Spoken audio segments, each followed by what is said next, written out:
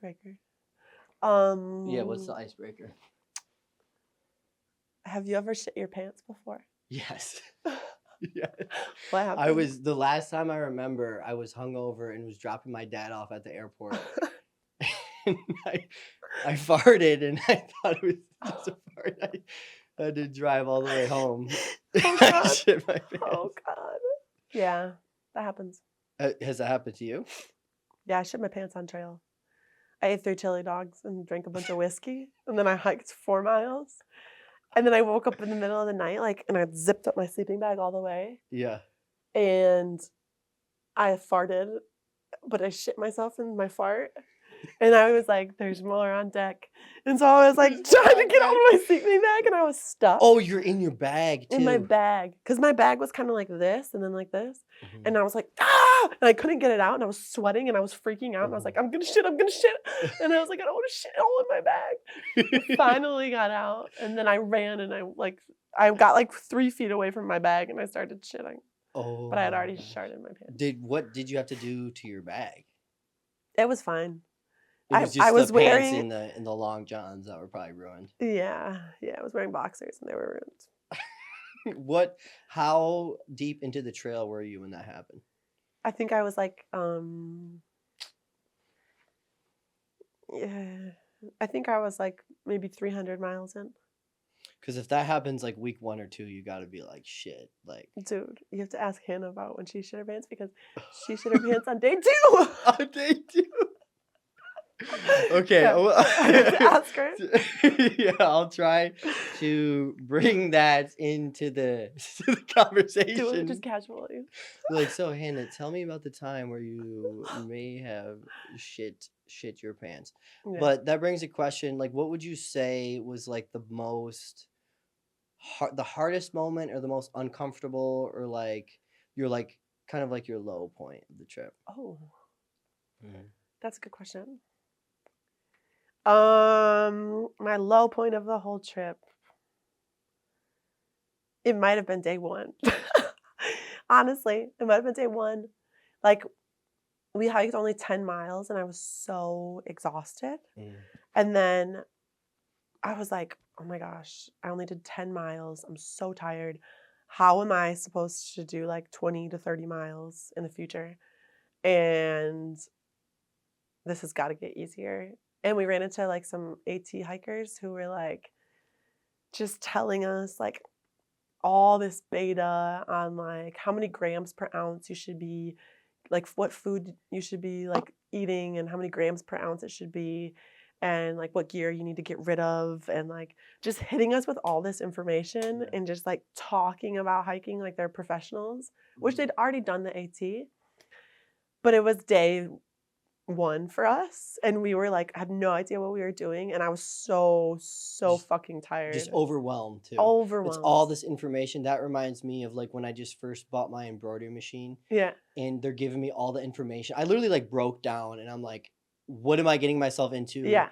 Why did I just do this to myself? And it's just like when that shock hits you.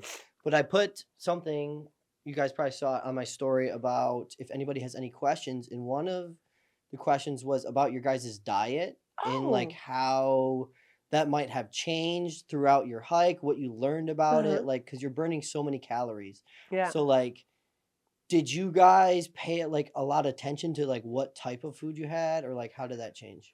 Yeah, that's cool that you did that. I didn't know you did like a question on your story. I just did that, yeah. That's sick. Okay, diet. Yeah, no, we didn't really. I mean, I was definitely trying to get protein and like conscious of that. I was a vegetarian for a long time before the trail, and I kind of gave that up a few months before, like the year before the trail. I've been eating a little bit more meat, and I was eating jerky and stuff on the trail just to try to get more protein. And I felt like when I was doing a lot of extreme physical activity, I felt better when I was eating meat. But no shade to all the vegetarians out there. And I also had a friend who did the whole thing vegetarian. But yeah, definitely trying to get protein. Did she talk about like did that affect her? Did she say she was okay? Like what information you have about her journey? Yeah, okay, so it's my friend Cam. Mhm. And I should take this back because she did it pescatarian. Mhm. So she would eat tuna wraps like every single day.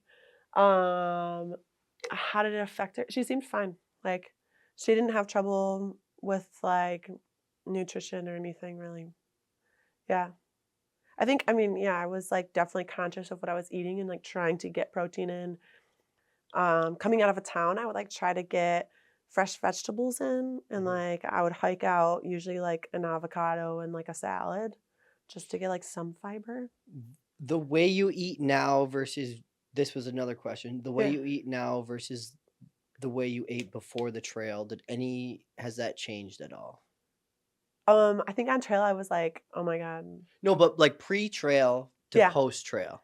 Yeah, like when I was on trail, I was like, "Holy shit, I don't need to eat so fancy. Like I can literally eat ramen every single night." Yeah. So I think I'll be eating like definitely lower tier when I go back and probably cheaper, which will be nice Yeah.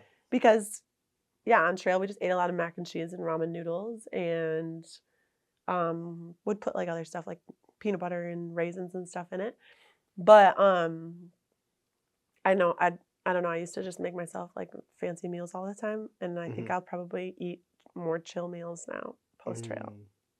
Yeah, you gotta think that because like whenever I've gone on like longer hiking trips, it's like you always crave like a big meal, but then it's Yeah, like I've never done anything even close to as long as you guys yeah, have. But like after I get back into society after a few weeks, you get s- trapped into your old ways. It kind of feels like yeah, so. yeah. Um, who knows? But what about the trip like surprised you a lot? Did anything surprise you? What is something that you didn't anticipate? Yeah. Yeah. Somebody just asked me this question, and I'm gonna try to I'll say that answer, but then I'm gonna try to think of something else too. I was I don't wanna sound arrogant, but I was surprised by how easy it was for me. Like, Mm. I kind of expected to struggle more, but I just had so much fun, and I, like, Oh. had such a bit blast with the people I was hiking with that it just made it feel like a big party, and it didn't feel that hard. Like, there were definitely hard days and hard times, and our bodies were going through it, but I was just, like, having such a good time that it didn't seem that bad. So that was a surprise. That doesn't sound arrogant at all. That's actually uh, a cool answer. Um, what was that here? So I asked you that, and then it was, um, what? Okay, yeah. If you were to do it again, what would you do? Anything differently? Yeah. Um, I would I would start a little bit earlier and give myself a little bit more time to, like, chill in different towns and, um yeah, just I would like to take more 0 days on trail, like days we didn't hike. Spend more time just, like, chilling in the woods instead of having to, like, move so often. Um, I would So yeah. so what you just said makes it sound like you would prepare more mentally than physically. Like you said, you would go out into the woods and chill, Yeah. right? Well, not, like, before the trail, but just, Oh. like, I would start my trip earlier so that I could take breaks more often on the trail. I Mm, wouldn't have to keep oh, walking. yeah. So you wouldn't have to be so rushed. Yeah, I would just take 0 Okay. days, like, on Yeah, trail. yeah, yeah, yeah, yeah. Yeah. My bad. No, you're good. I was kind of my ADD was That's going okay. there. I Yeah, also I have was like a ADD. little, I was like in my own little world. I was Yeah. like, okay. Okay, back to the question. So you would go earlier. Yeah. Um, yeah, yeah, no, that's cool.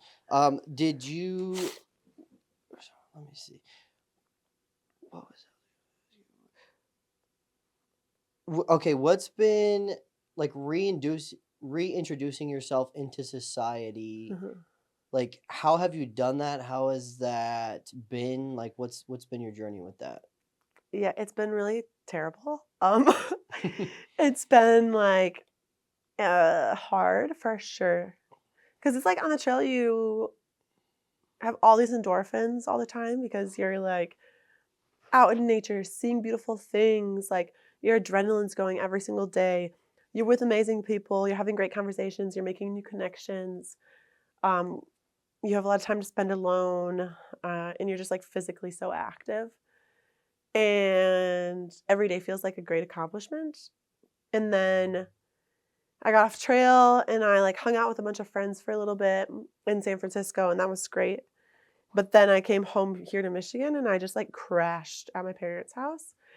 And um that was hard because I slept so much and I felt so unproductive, and I like wasn't going outside and I got sick, and I felt like I wasn't like taking care of myself in all the ways that I was like learning to take care of myself on the trail, like going to bed early and eating good food and being physically active.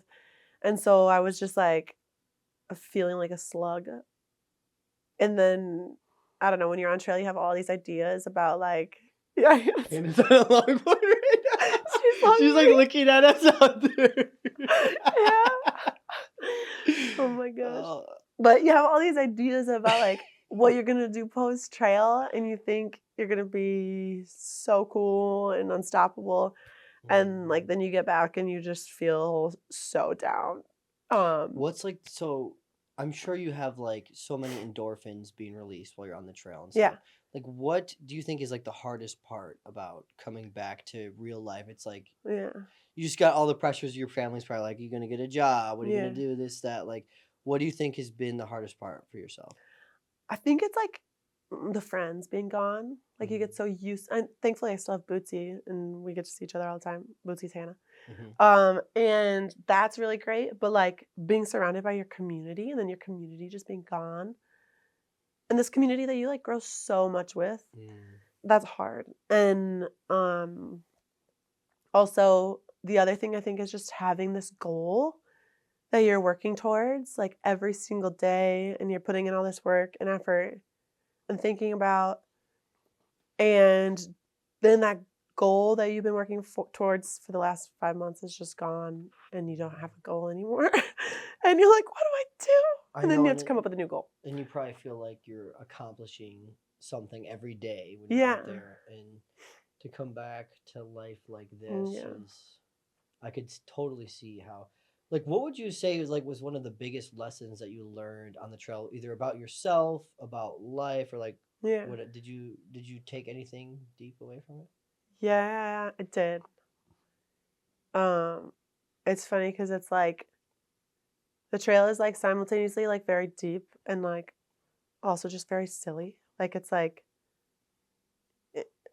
stupid. Like you're just walking to Canada from Mexico, and it's like a stupid thing. It's like a stupid, Like, why are crazy, we here? Why weird are we goal. doing this? It's bizarre. Yeah. Um, but it does teach you so much about life, and it's like a little test tube for uh mm, yeah, life. So I feel like one of the things I learned is to not take things too seriously, to surround myself with good people, eat good food, sleep well, just those basics, and everybody knows that, but it's like a really good reminder of it. And Yeah. then also like that you can do really big things. You just have to go like one step at a time. Mm. And that's really cheesy, but it's like very true.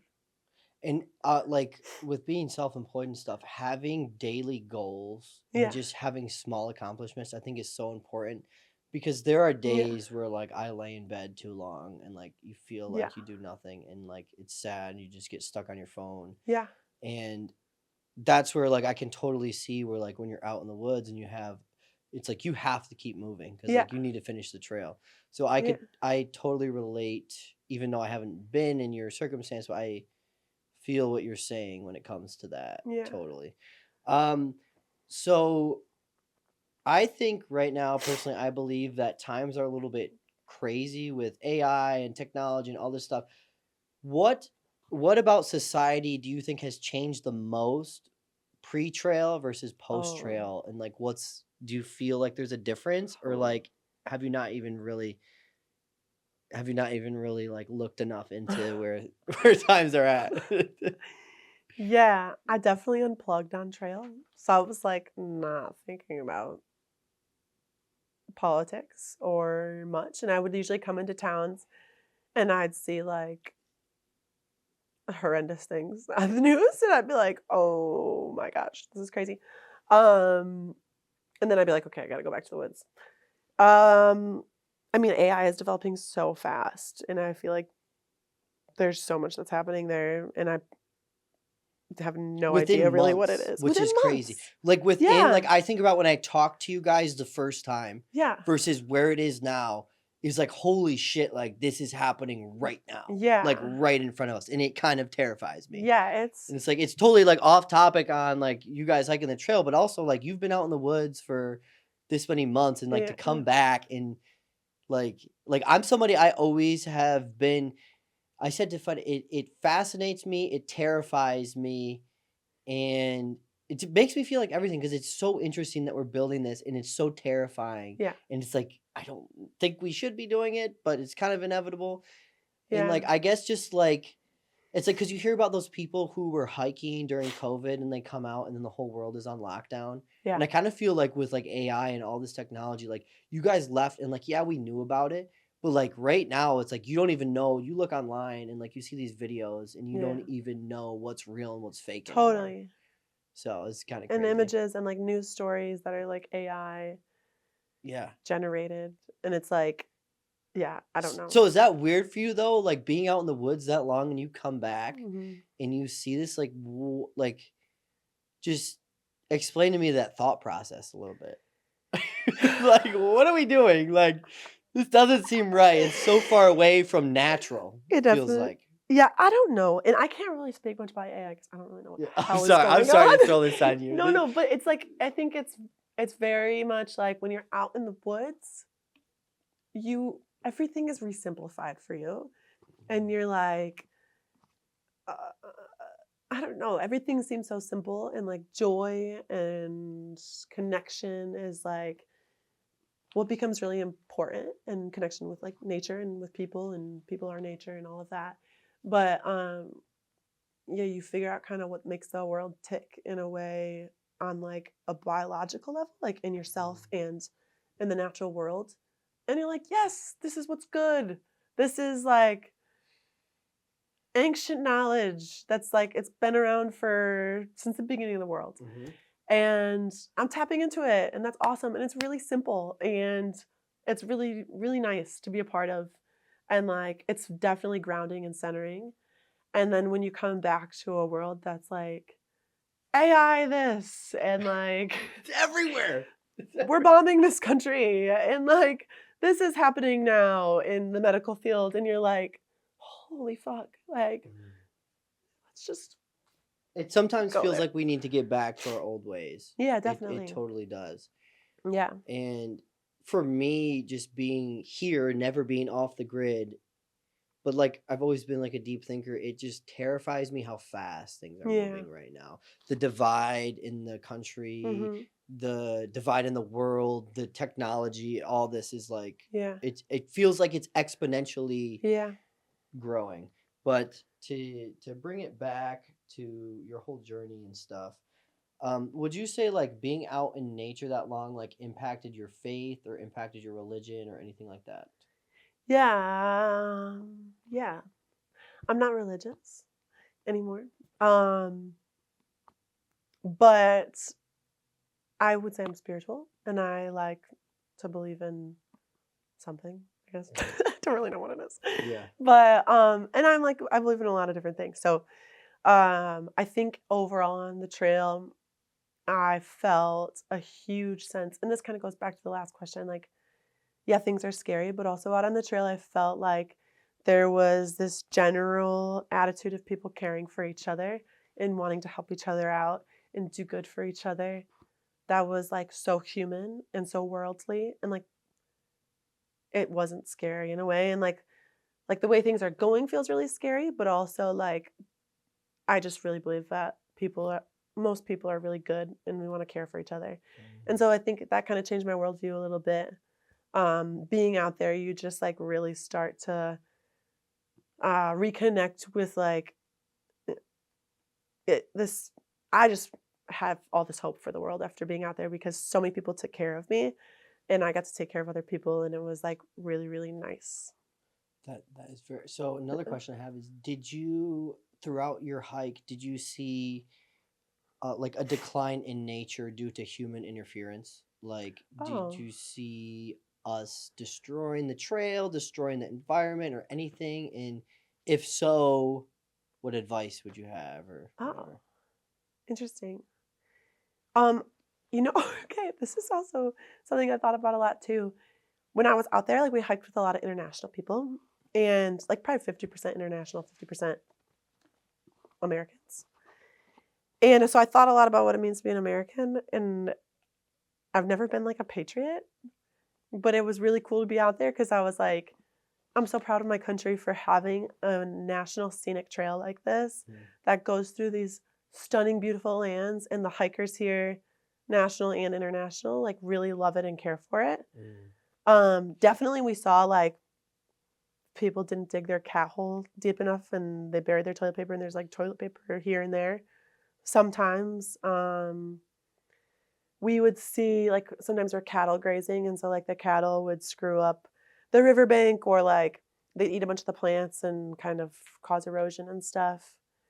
And then like it was a very big kind of juxtaposition when you come in out of the mountains and you'd hike along a road, like you would just feel so much more stressed in your attitude. Like I would just be frustrated and like annoyed with everything and everybody. When like in the mountains, I'm like so chill and I'm like, la di da di da, this is amazing. There's birds flying and I love all my friends.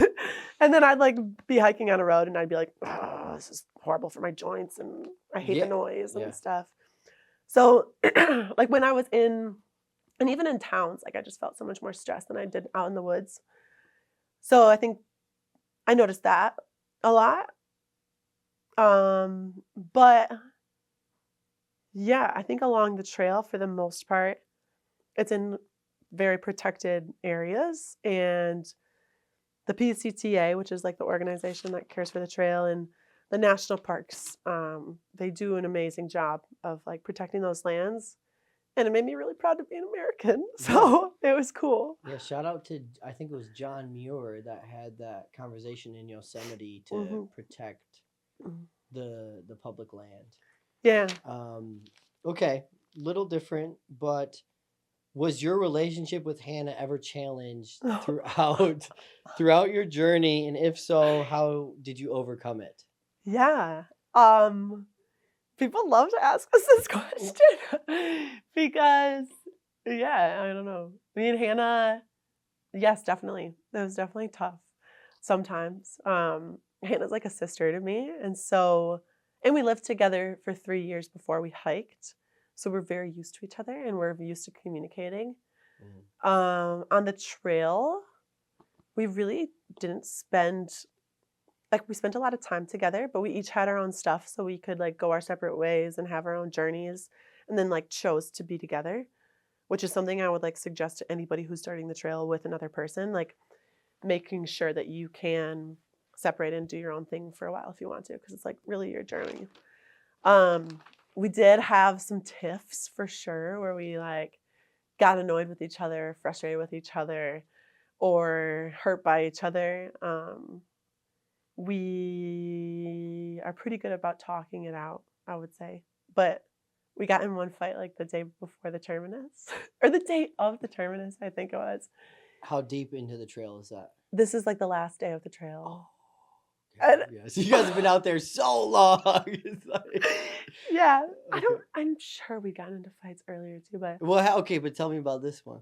oh my God, I wonder what she's gonna say. Um, what had See, this is happened? why it's good that you guys are in the room Yeah, this is together. why you separated us, huh? Yeah.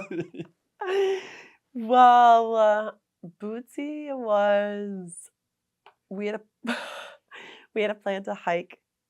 We changed our plans.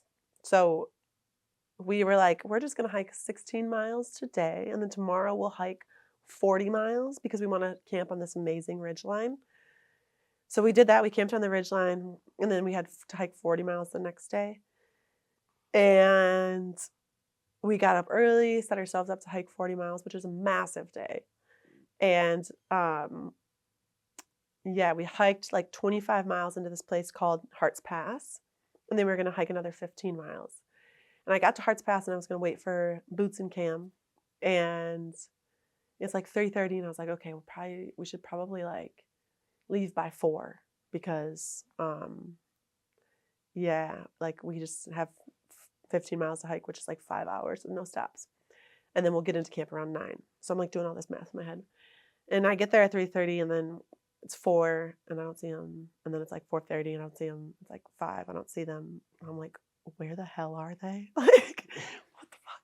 You know, like we have to hike a long way still. Yeah. And then it was like, it's 5:30. Then they show up at 5:30 and they're like, oh, I didn't think you'd be here, anymore. And I was like, bro, like, I've been waiting. been waiting. Yeah. And yeah, we ended up changing our plans and only hiking like 11 miles out. But I was just like so annoyed because I had this plan and all that. It's okay to change plans. It's great to change plans, but yeah, I got annoyed. So me and Bootsy talked about it. We'll see. I'm gonna have to ask her what she has to say. Yeah. This is the last day of the trip. This was the second to last day. Okay. Yeah. To change the subject a little bit. Okay. Don't mean to, but like, when you cross that line, like, what's like the first thing that goes through your mind? Like, When we finished? yeah. Were you sad to be done, or were you happy? Were you relieved? Were you like, oh my God, now I have to deal with my life? Like, it was very anticlimactic, where I was like, we got there and I was like, now we're here. And I had thought about it for like a long time before. And I'd been really sad like 10 days before. And I was really sad when we had to leave our trail family earlier to make it on time. And so I think I got all my sadness kind of out. And then we're just kind of hiking hard to get there. And when we got there, I was just like, this is it, I guess, So we took our pictures and we drank our trail beer. And then, yeah, I was just kind of like shocked by how much I didn't really feel. Hannah is much more emotional, so she'll have a different answer. But I was just kind of like, and then we had to hike. So we hiked 30 miles in from Hart's Pass, and we had to hike 30 miles back. It's called a victory lap. So then we still had to hike back out. So it didn't really feel done. But yeah, I don't know. I wasn't feeling much at all, which was weird. Why do you say Hannah's more emotional than you? What are you not like? I don't know. I don't want to get too deep, but like, yeah, it's fine. What about yourself makes you feel like that? Like what? I don't know. She just like when we have to say goodbye to people, she always cries, and I can never. But why don't you? Why don't you cry? I don't know. I'm sorry. What's wrong with me? I'm sorry. I don't want to hound you too much. I just think that was interesting that you said that, I guess, because sometimes you feel like I have had moments in my life where like I'm like I should be feeling more emotion than I am right now. And I cry, I do all this stuff, but there has been times where I have felt like I should be feeling more emotional connection. I didn't know if, I don't know. Yeah, I feel like that sometimes. Like I always have it when I say goodbye to people where I'm like, I know this is sad, like cognitively, but I'm not feeling it. And I wish I was feeling it. This is fucked up. And I can't believe I'm saying this right now. But I was like talking to this girl from Austria and she was moving back and she like made us this whole dinner. Like we were like kind of dating, but like not fully dating. We always knew she was going to move back. In the last day, like she came over and like made us this meal and like she was like bawling, crying. And I didn't feel as much emotion. Like this was like a time in my life where I was like, I should be sad right now. I should be crying, but I'm not sad. Yeah. And I don't know. I guess I felt like, I guess this is me relating to you. I don't know why I'm even telling this, but. It was like when I had the same thing, like when we say goodbye to our trail family, like I was like, I know this is sad and I know this is going to suck, but I don't feel anything right now. I know, and it's like they're crying in front of me. I'm like, oh my God, I'm going to cry because you're crying. Give me some lemon juice. I'm squirting in my eyes because this is embarrassing. Like, I want to cry. And I guess because like you knew it was coming. For me, I knew she was always going to move back there. Yeah. So it wasn't like it came out of nowhere. And like for you, I guess it's like you knew you were always going to finish the trail. So it's like you have this friend, you're trying to build this connection. You want the connection to be as genuine as possible. But like once the ends meet, like for me in that circumstances, like it wasn't a surprise. Yeah. Like I always knew this date was coming. Yeah. So I guess that's why. But I did feel guilty. Like I felt guilty for not being as sad as I was. And that's like one of the only, like that was Yeah. like the most vivid time in my life where I was like, So, is it going? wait, yeah, it's going now. Okay, there's so many different ways. Wait, I gotta ask the question again. Okay. I can't. I don't know if I can. Well, we got it on this video at least. So, Okay. so, what's something that you wish you could tell people about your journey, or just like that you think people should know Yeah. that they don't already know? All right, boom, live action, go. Now I have a different answer. Yeah, that's good though. That's good. Now Yeah. I thought about it longer. I think that it's a great way to reset and kind of like if you're feeling lost and like I was like just feeling like I was on the hamster wheel of life and like just going crazy, like trying to do everything and super busy and on this horse that was really going fast, but like I don't even know what direction it's going in. And I just like felt out of touch with myself and stuff. And it was just such a good way to slow down and recenter and get connected with myself. It's so much fun. And also, there's so many different ways to hike the trail. Like, there's no one right way. And, like, yeah, so I think it's for everybody. Oh, also, I want to say too, there's this like big movement right now in backpacking where people are like getting all this fancy gear and it's super expensive. And it's like all bullshit. Like, you can do it on I made a friend who like did it on less than $1,000. He did the AT on less than $800 and he did the PCT on less than $1,000. And backpacking is not for the rich. Backpacking is for everybody. So don't let a price tag scare you. If you want to do it and you don't have very much money, you can do it. And so that's a huge thing. That's great advice. There is, I have worked plenty of years out of my life at an outdoor store, and these people come in, but like, I see these people on the trail, we call them like gearheads. Gearheads. I'm sure there's a bunch of names for them. So many but this gearheads guy's out like, there. oh, we got 2,000 feet of all this stuff. He's got his watch. He's got all these fancy things. Meanwhile, like I'm like running out of food, like don't have shit, but I'm like having so much fun. Yeah. And I think that's so true is like all you really need are like the bare essentials. And like, and that's also what grounds you and brings you back. Yeah. And I think that's great advice. And I totally agree with that because it kind of bugs me when like it's like you're here to be outside and away from the grid and away from technology. Like you're bringing all these like these watches and this and like I'm sure it helps you and some people have a use for it. Yeah. But though I don't think those people love the outdoors as much as somebody who's just there to like, I don't want to make assumptions or anything. No, totally. I have to ask this question. Okay. Because it just has fascinated me since I was a child. Okay. Did you see any unexplained phenomenon, as in like UFOs or like lights in the sky or like supernatural or like anything unexplained? Did anything unexplained happen on the trail?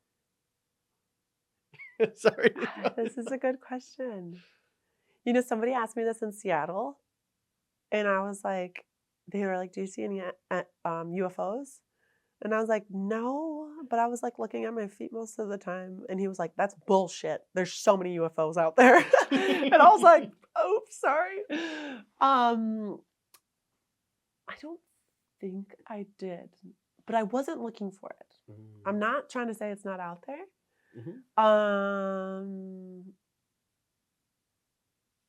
Yeah, I definitely heard some weird noises in the middle of the night, and I definitely probably saw things in the sky that I didn't know what was going on, but I like really have no idea what's going on in the sky ever. So yeah.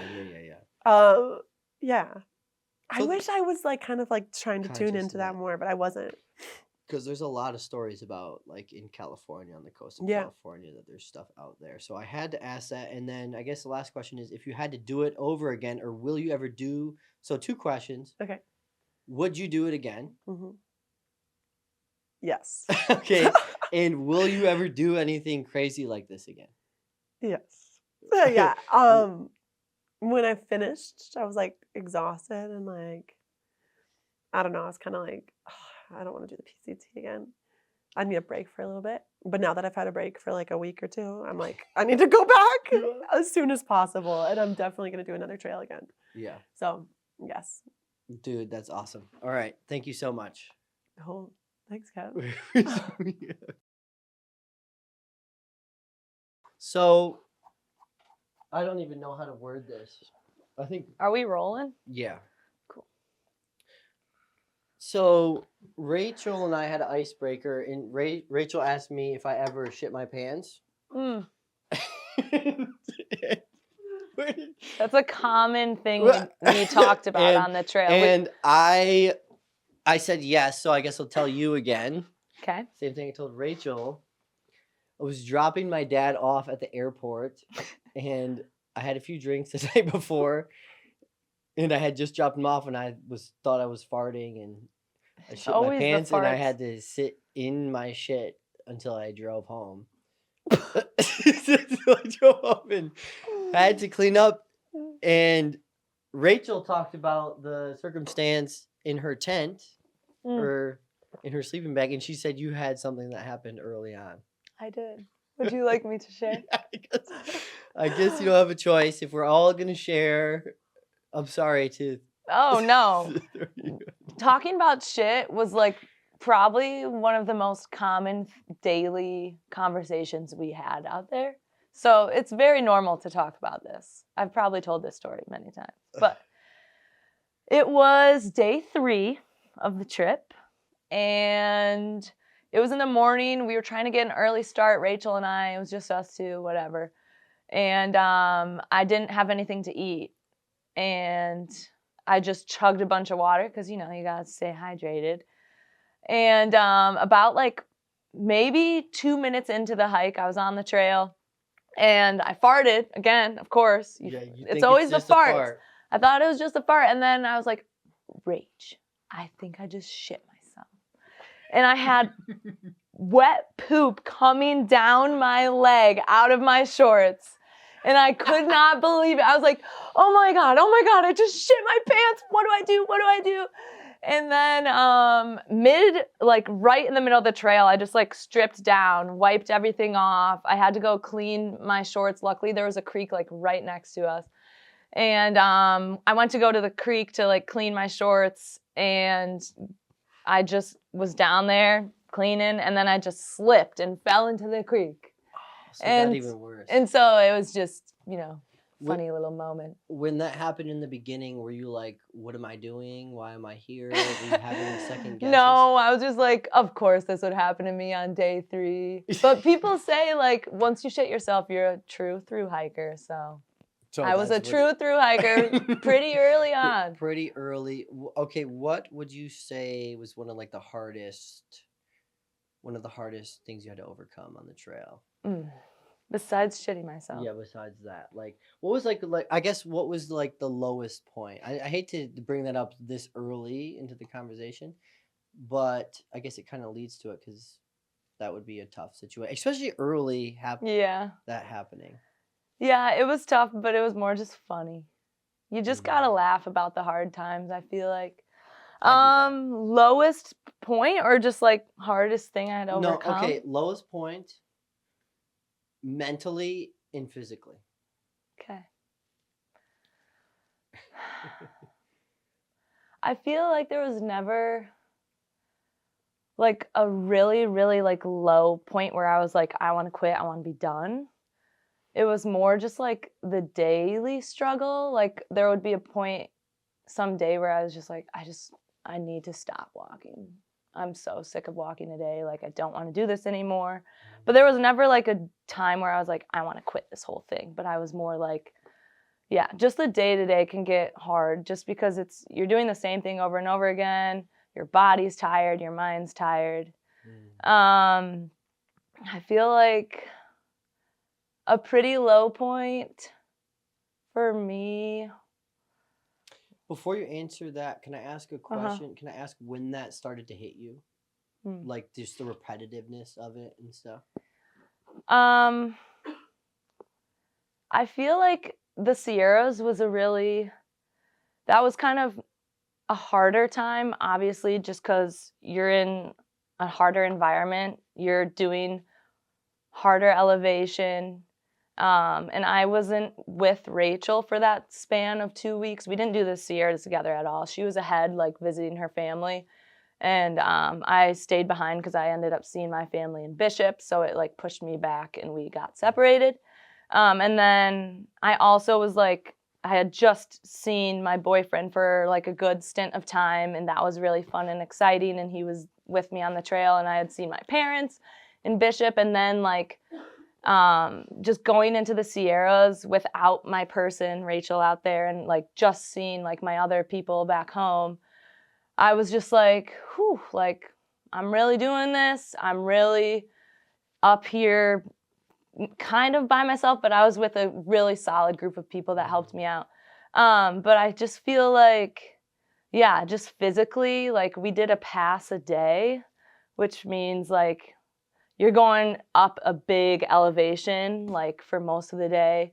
And we were doing that every single day. It was just a lot of hard hiking. And physically, I was just like, oh, this is exhausting. Like having to wake up and do this big day of a hike and like get up this big mountain. And then you get to the top, you finally get to camp, and then you have to wake up and do the same thing over again. And that was a stretch of like 7 days. We did a pass a day, and then one of the days we did 2 passes. So it was just like physically, I think the Sierras was the hardest for me just because I was not really in my element of having like Rachel around, and I had just said goodbye to people, and I was just like kind of in this state of like grind mode. Like, this is hard.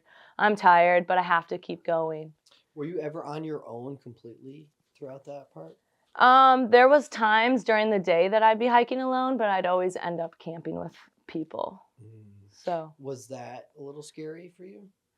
Hiking alone? Yeah. I think at first, like when I started the trail, I was a little worried about doing that, but it becomes like a second nature. Like I hiked a lot of the day alone, most days. And you learn to like really enjoy spending time with yourself and just like being in your own head and getting comfortable. And I ended up like preferring to hike alone just because you can go your own pace. You don't have to like try to figure out what to talk about with people, and you can kind of just like hang out with yourself. And I really ended up enjoying that part of the hike. I never felt scared or worried or any of that. How many rattlesnakes did you see total? Because that last time I talked to you, you had seen like 3. Yeah, I saw 6 total. Freaking 6, man. Yeah, that's crazy. At first I was scared, really scared, and like it would make me hike faster because I was so anxious about it. So that was a plus. Yeah. But once I saw like a few and like knew I was okay and I didn't step on it, and if you just like give it its space, it kind of like does its own thing, and you just walk away and kind of go around it. So it ended up not being a big deal, but that was definitely, yeah, a big thing that was a little scary at first. Yeah, that would scare. I mean, snakes are like my biggest fear. So Same. Seeing that, like I just think like I would be walking, I wouldn't see it, and I would step right on it. I almost stepped on 3 on their heads. It was so freaky, but. Did you ever have that? I almost stepped on a few, but they warn you. Hi. They warn you, so they're like rattling at you. That's like most dangerous if you have headphones in and you can't hear the rattle, and they're like trying to warn you, and they're not going to move because they have like such a big ego. Yeah, they think they own the trail. So okay, I didn't ask Rachel this, but what was your biggest fear while on the trail?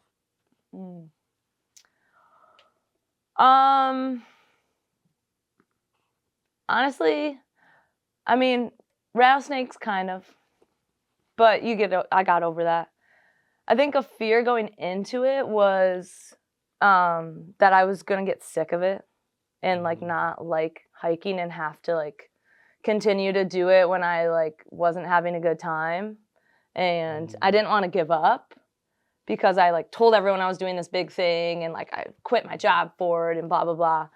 So I think I was, biggest fear was just like scared of not liking it and having to like stick with it. But that didn't happen. I had a great time, and there was hard days, but I like really enjoyed it, and never once was like, I don't want to do this anymore. Would you say that motivated you as well?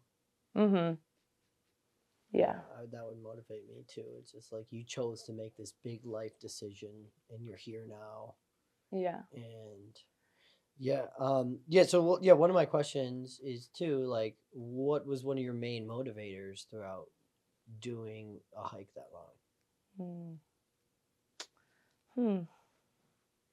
Main motivators. If you don't have one, it's okay. Yeah. I feel like, I don't know, knowing that other people were out there doing it too, and just like looking around and being like, if they can do it, I can do it. Like that was my motivation. I think like my brother doing it and our cousin doing it, just like knowing that they. Wait, your brother did it? He did the Appalachian Trail. Okay. So you feel family motivation. Family motivation. Yeah. Yeah. That's a very valid use of motivation. Uh-huh. And I think, oh yeah, and Rachel's dad did the Appalachian Trail. Right. We might have to kick Rachel out because I feel like it's not fair. Do you feel pressure with Rachel being in here? Yes. Yeah, Rachel, you need to leave. She's hovering a little. She is hovering a little. Take the chips. I feel like I can't ask Anna the same question. I know. Get out of here. Get out of here. I'm Rachel. sweating so much. This light is She said that. so bright. Woo! Yeah, shut the door though. If you start seeing sweat stains, just don't look. No, I want you to feel like you had the same experience as she did. And I feel bad about that. It's okay. I'm sorry. You're good. Another motivator, I feel like, I don't know, just that I'm able to do it. My body's able to do it. And just thinking about people that aren't as able to do stuff like that, and just, I don't know, being grateful for the body that can do it and pushing myself. Would you say being out in nature for that amount of time impacted your faith or religion?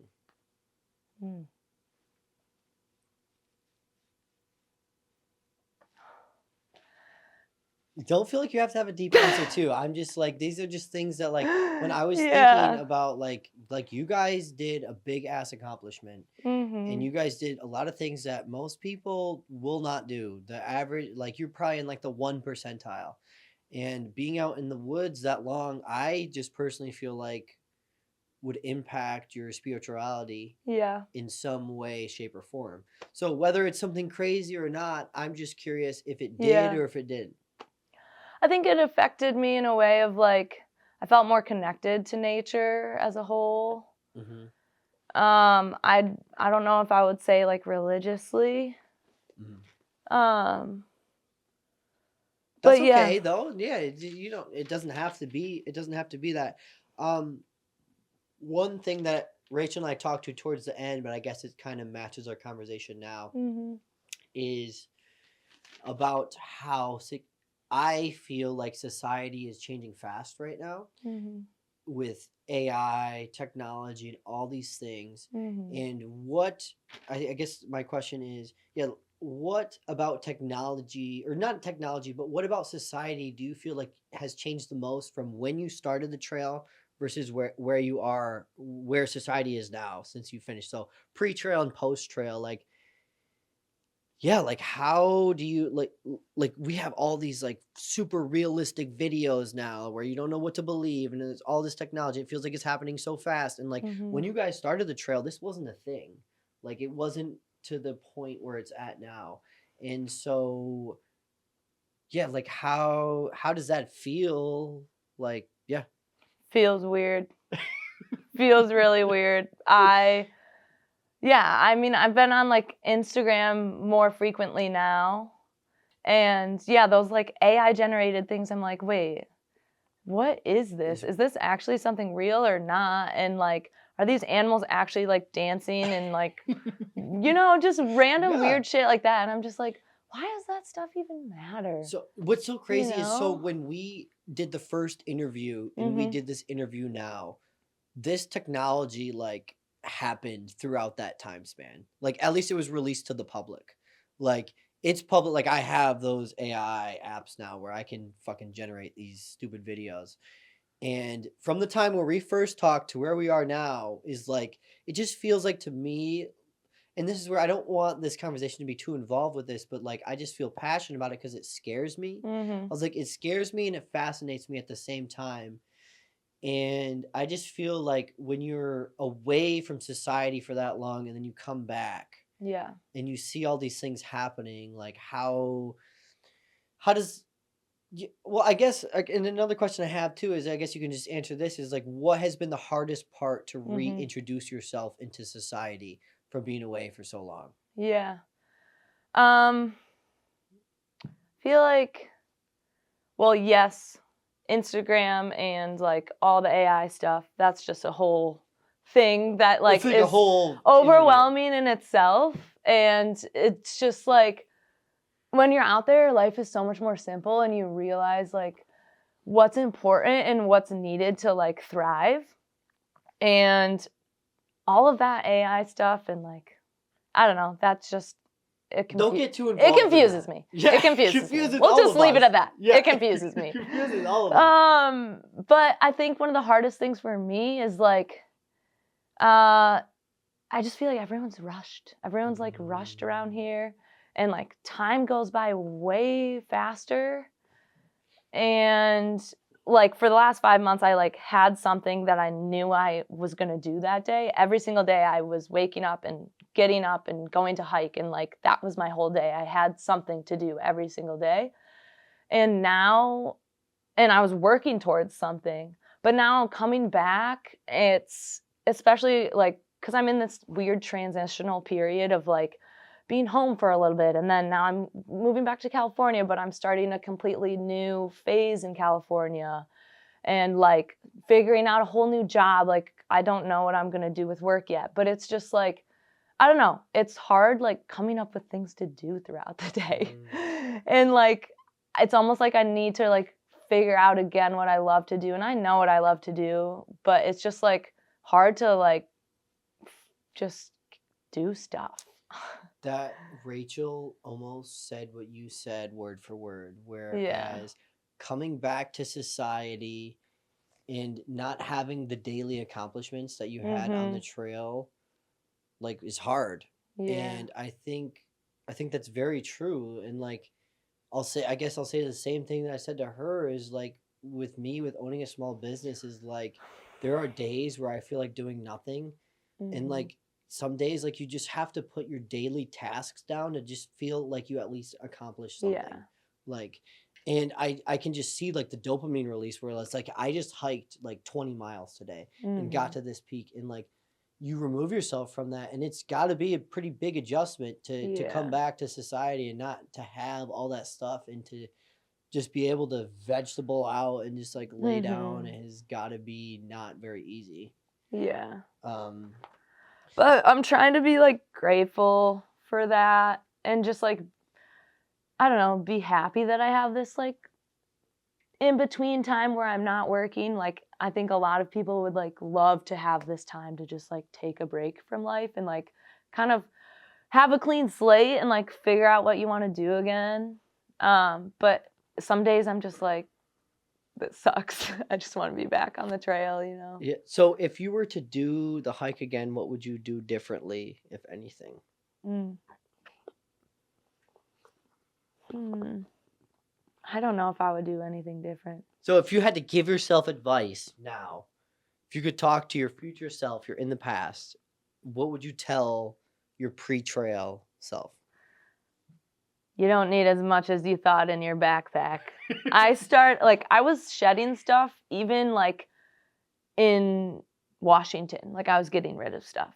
Like you do not need as much stuff as you think. And yeah, I had way too many items. I had a 2-person tent. I had like the tent poles that are like the heavy metal ones. I didn't even know you could do the aluminum lightweight tent poles. Like I literally did no research about my pack, and like I still made it, and obviously like my body was strong enough to just adjust to whatever weight I had on my back, and like it was fine. But it would have just made my life a little bit easier if I started with a lighter pack.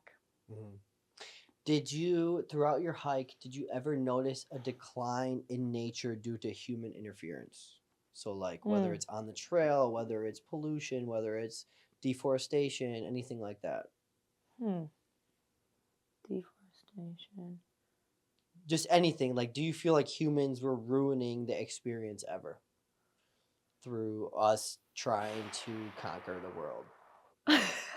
I mean, that's the truth, right? I mean, nothing comes to my head, but I don't know. I feel like when you get closer to towns, there's like more foot traffic and day hiker like people having trash, and I don't know, sometimes people wouldn't like bury their toilet paper, or they would leave their toilet paper and not pack it out. Rachel!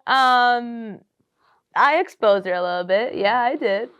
You're looking at Wherever she is she over called there. other people for not. She said other people were doing that. Yeah, but I think just like little stuff like that. I mean, mostly just like trash sometimes. But I didn't notice. I mean, there was like burn zones, but that's natural, you know. Yeah. There wasn't like deforestation, I would say. Okay, so was it? So it really, because I was surprised that you guys, neither of you said that there was too much like human interference. Because I guess you guys kind of like stayed in the national parks and stuff like Mhm. throughout every place you went. So that I guess gives me a little hope. And she also said that it made her happy. She's like she's never felt happy to be American really, but that made her happy to it made her feel a little patriotic because Mm, we do have these national parks and we do have these yeah, places that are protected. insanely beautiful, preserved land. And there's not a lot of other places that have that. Yeah. And I would say the trail has been around for a long time, and like the Pacific Crest Trail Association does a really good job of maintaining it and just like keeping it natural and like simple and just like how it's supposed to be out there. And yeah, I think as far as America goes, places like the Pacific Crest Trail are pretty damn beautiful to be in. Yeah. Yeah. I mean, you guys were in like you saw like every biome that there is. Like you were in the desert, you were in the top, you were in the mountains, you were in rainforest in Oregon, you were in Hmm. like everything. What do you think was like the most beautiful? What was your favorite part of the hike? Whew. Um, all of the sections, as in like the desert, the high Sierras, Northern California, Oregon, Washington, were beautiful in their own way. Like I loved every single section. But for me personally, I feel like the section from Tahoe, South Lake Tahoe to Truckee, so Northern California, was just so beautiful because we had just finished the high Sierras, which was like really hard work. And then we like eased into Northern California, but it still kind of felt like we were in the mountains, and there was a bunch of alpine lakes. Like there was probably like 3 to 4 lakes a day that we were swimming in and stopping at. And I just loved that section because it wasn't as hard as the Sierras because it was lower elevation, but it was like still felt high in the mountains, and lots of swimming and lots of fun breaks and siestas. And a siesta is what we call a break. Yeah. yeah, I got that. And yeah, it was just Northern California was beautiful, and there was a bunch of wildflowers, a bunch of Indian paintbrush is what it's called, like covered just like red, just all along the trail with flowers, and it was awesome. So I have to ask you this: was your relationship with each other ever challenged at any point throughout the trail? And if so, how did you guys overcome it? Okay. What did she say? Yeah. Well, let's see what you have to say first, and then if you have to say nothing, then Uh, then I will. okay. I feel like I don't know if there was a specific time, like a specific thing that I could remember, but I just feel like there was like generally times in the day where like wanting to hike a different pace than I did, and I wanted to break and she didn't. And so like sometimes there would be like misunderstandings about that, but then we'd always end up in the same place at the end of the day, so it'd be fine. I think a big thing was we were trying to just come up with like what the last part of the trail was and how we were going to get to the end. Because I had a deadline of getting to my boyfriend's brother's wedding on a certain date, and she didn't really have a deadline, but we wanted to finish together. And so there was a lot of just like trying to plan and coordinate and like come up with a game plan of like how many mileage we're going to do every single day so we can make sure we get to the end at the time that we need to in order for me to fly back to San Francisco. So, yeah, I think it was tested in that way. She had to decide, we had to decide together, like if we were going to split off from our group or not, and how and when that was going to happen. And yeah, I think it was tested in that way. And just like communication wise, we always had to end up communicating and be big girls about it and have the tough conversations. And like at the end of the day, we always chose to stick together and knew that that's what we wanted to do. And we finished it out and it was fun. Yeah, that's great. And you're with somebody for that long, you're gonna have circumstances like Yeah. no matter how close you are, there are gonna be things that come in the road. And yeah, she brought up towards the end of the trip, which it sounds like what you were. She was waiting for you guys, and then there was a little misunderstanding or something. Oh yeah, that day. Yeah, that's what she said. Yeah. She's like, I wonder what Hannah's gonna say about this. That's what. Yeah, no. I mean, I could get details, but yeah. No, you don't need to get to it if you don't want to. Yeah, she was just waiting for us at For a while. Hearts Pass for a long time, and we ended up taking a break because we were tired and wanted to eat lunch, and then she was waiting for us, and just miscommunication. Okay. So I guess I'll ask you the questions that I was gonna ask. What's your boyfriend's name? Miles. Miles. Like how did it go to be in a relationship and be away for that long? Well, we like had just started dating officially, like almost maybe a month or two before I started the trail. So it was fresh. So it was one of those things where like if we're gonna do this, it's like it's gonna be make or break, basically. And it was a complete make. Like I feel like the trail helped us build like a really strong foundation with our communication and just like respect for each other and for the relationship and just like prioritizing the relationship. And we were able to like show each other how we loved each other like in other ways other than physically being together. So like I made sure every night that I like sent him a satellite message if I didn't have service, and just to let him know like that I made it to the spot I needed to get to and that I missed him and blah, blah, blah. And he was able to come and visit me in every section, which was really special just to like show him what it was like out there. And I made a priority to like every time I was in town, FaceTime him and just make sure we connected. And I don't know, I think it did a lot of good for our relationship. It can be hard to be in a relationship with somebody who you don't see for 5 months, but if you are willing to like put in the effort and you love each other enough, like you can make it through, and it makes your relationship stronger. Yeah, because like another question I had was like your communication and how you decided to do that, because I'm sure you had to go off the grid for multiple days. So like did you have a satellite phone, like a sat phone? Yeah, so I didn't have a Garmin. That's what a lot of people have, but my iPhone 15 actually has the satellite messaging. So you can like send messages via satellite, which is crazy. I mean, we hate technology, but like that's a plus of technology. And so I would send him a message every night, and it usually would work most of the time, but and it's just like trust that he's doing his thing and I'm doing mine, and but I want to get out that way. I would consider possibly maybe doing the Appalachian Trail. I want to do like some shorter ones, like the Arizona Trail, the Tahoe Rim Trail would be fun.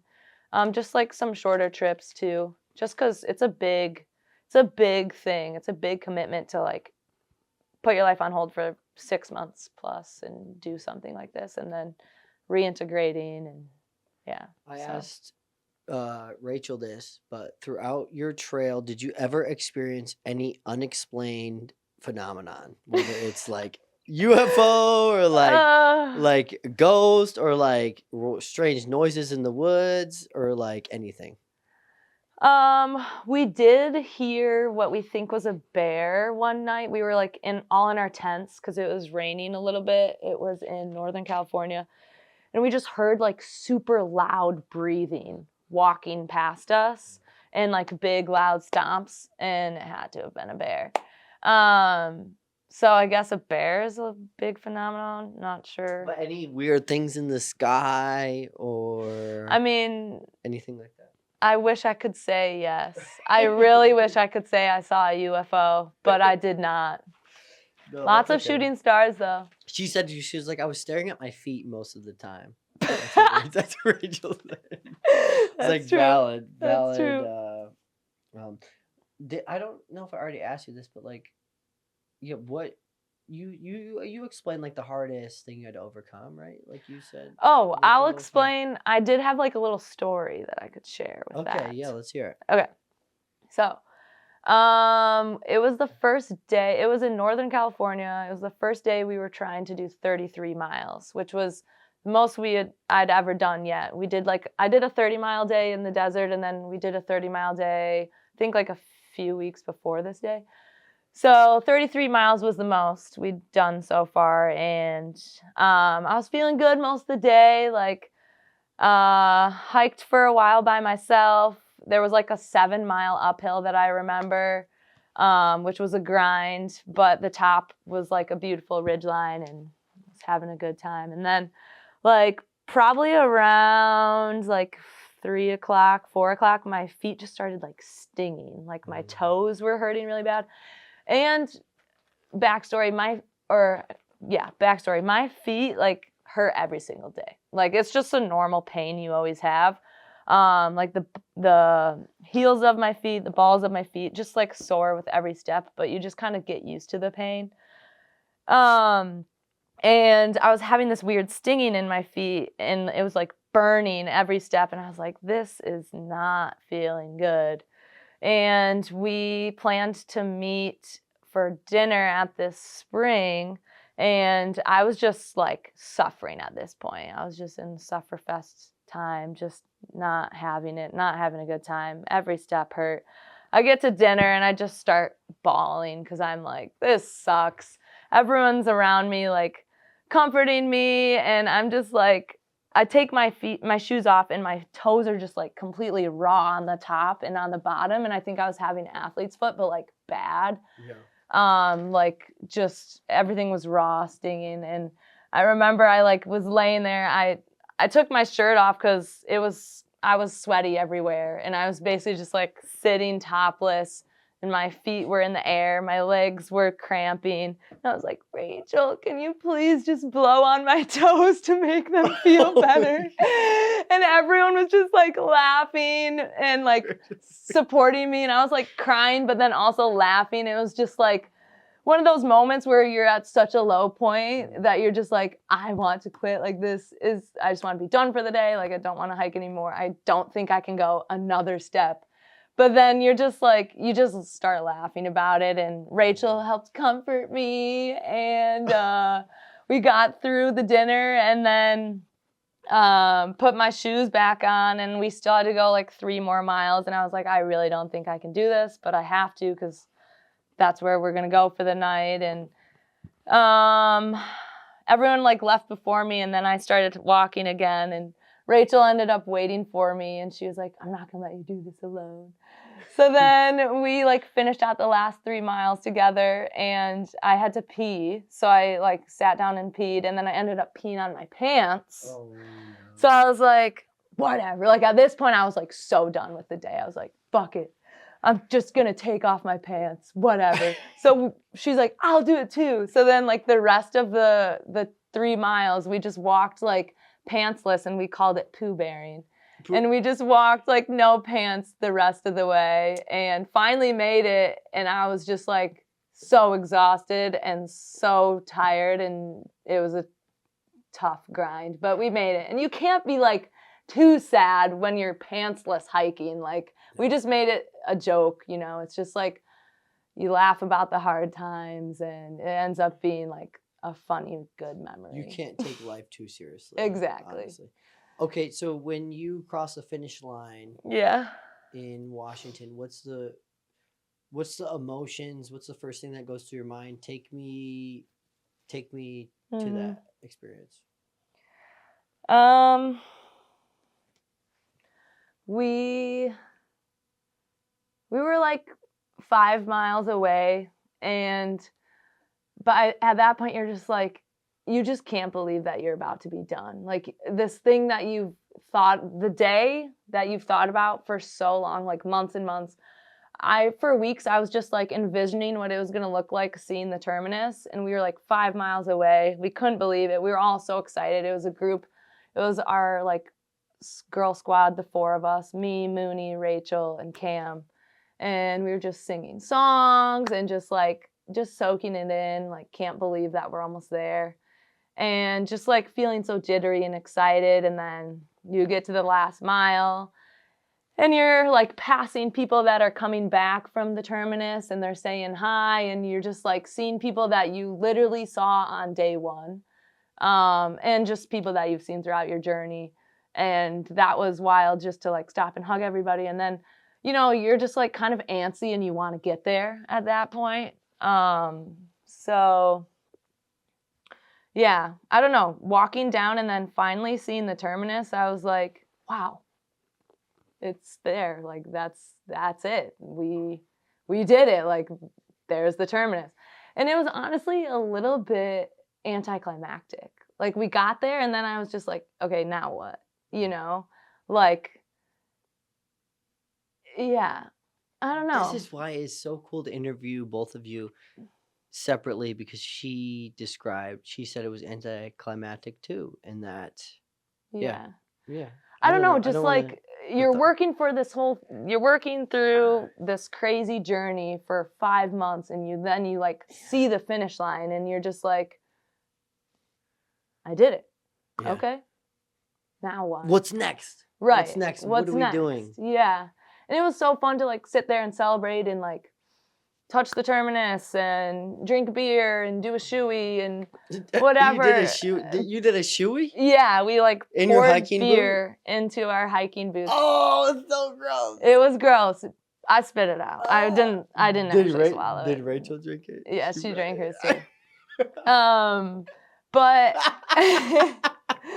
I know she's listening over there. But I definitely felt something when I walked away from it. Like when I turned and started hiking again down the trail that I had just hiked back towards our camp. It like, I started crying then because I was like, wow, it's like actually done. And like the hiking I was doing like felt different than what it did on the way to the terminus because obviously like it's a purposeful thing. You're like going towards a goal.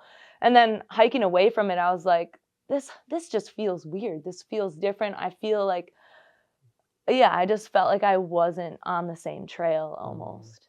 I can feel that. Like, yeah, just you've been there for so long and then everything, like, I just feel like for me, like, I like to remove myself from society, and then sometimes when I try and come back, like, I just get the weight of, like, you got to find a job, you got to do this, you got to do that, and then it just, like, all kind of gets thrown at you. I can see that would be pretty overwhelming and scary and exciting, and I would feel like it would be all of those emotions.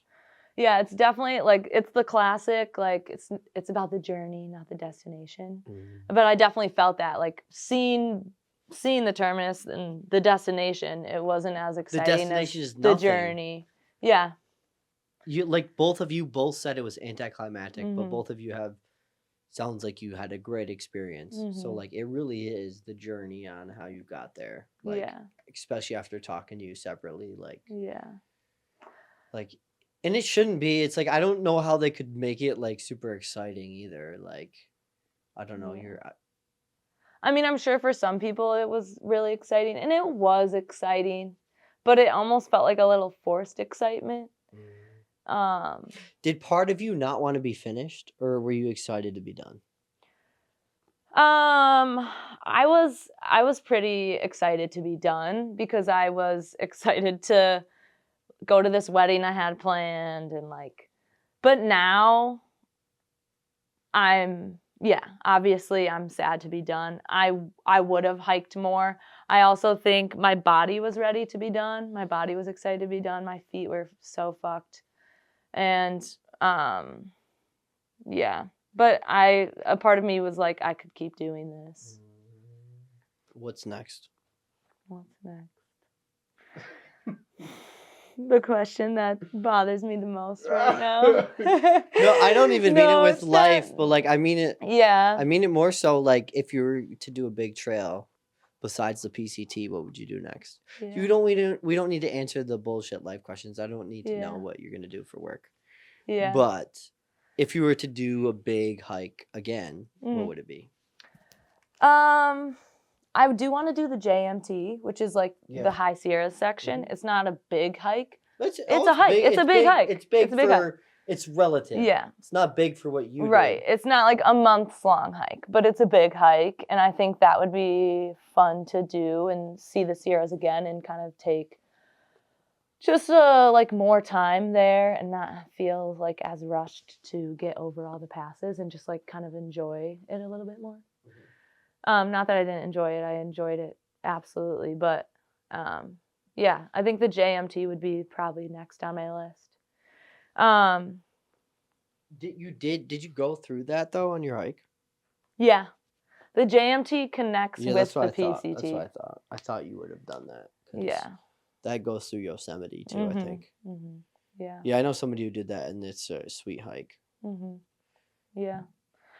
I think what's next for me also is just like taking what I've learned from this experience and putting it back into my normal life, whatever that is going to look like. I just feel like out there I learned a lot about my capabilities and like what I'm capable of and like just self-confidence and like just loving myself for who I am and how I do things and like knowing that I'm always going to get there and like whatever I want to put my mind to, like I know I can do it if I want to. I think that was like the biggest takeaway from the trip. And just like taking that into this everyday life now and just applying that stuff. So I guess one of my last questions is like, is there ever when you were on the trail, was there ever anything you're like, I wish I could tell people, I wish people could know this about hiking the trail, or just like anything you feel like people should know about doing it? Or anything you want to get off your chest or that I should have asked you that I didn't ask you? I think if you want to do something like a through hike, most of it is you just have to want to do it and commit to it and decide to do it every single day, and the rest will fall into place. Like the planning, you can only plan so much and it's not going to go exactly according to your plan. For me and Rach, we did not plan much, if anything. Like lots of people were worried that we weren't going to make it. Like most people did not think that Rachel and Hannah on the first day were going to get to the terminus on the last day. And just like not worrying about what other people are doing and like do what you want to do and hike it the way you want to hike it and just like soak it in every single day. Because it goes quick and it's a beautiful, like every single day in itself is a journey and it's beautiful no matter how it goes. It's going to be hard, but if you stay committed to it, you'll get there. You'll always get there if you want to.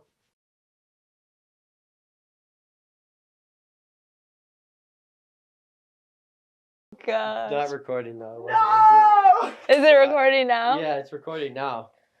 Yo. We out here. We hiked the PCT and we didn't drink too much beer. Just a few when we went into town. Just enough so we could turn our frown Upside down. Ooh, where'd that come? I saw you guys just dropped a freestyle video recently. Yeah, we did. Yeah. Oh, are we doing it again? We don't remember it.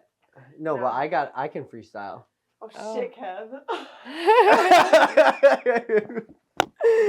You said I can't freestyle. He's turning it up. What was the? We always used to freestyle in Emmett's house. Remember that? Yeah, they would just put beats on YouTube and then people would just go in. And I would just sit there being like, oh my gosh. It was so entertaining. It's not. Usually my freestyles are not the best. I liked yours the best. Let's figure it out.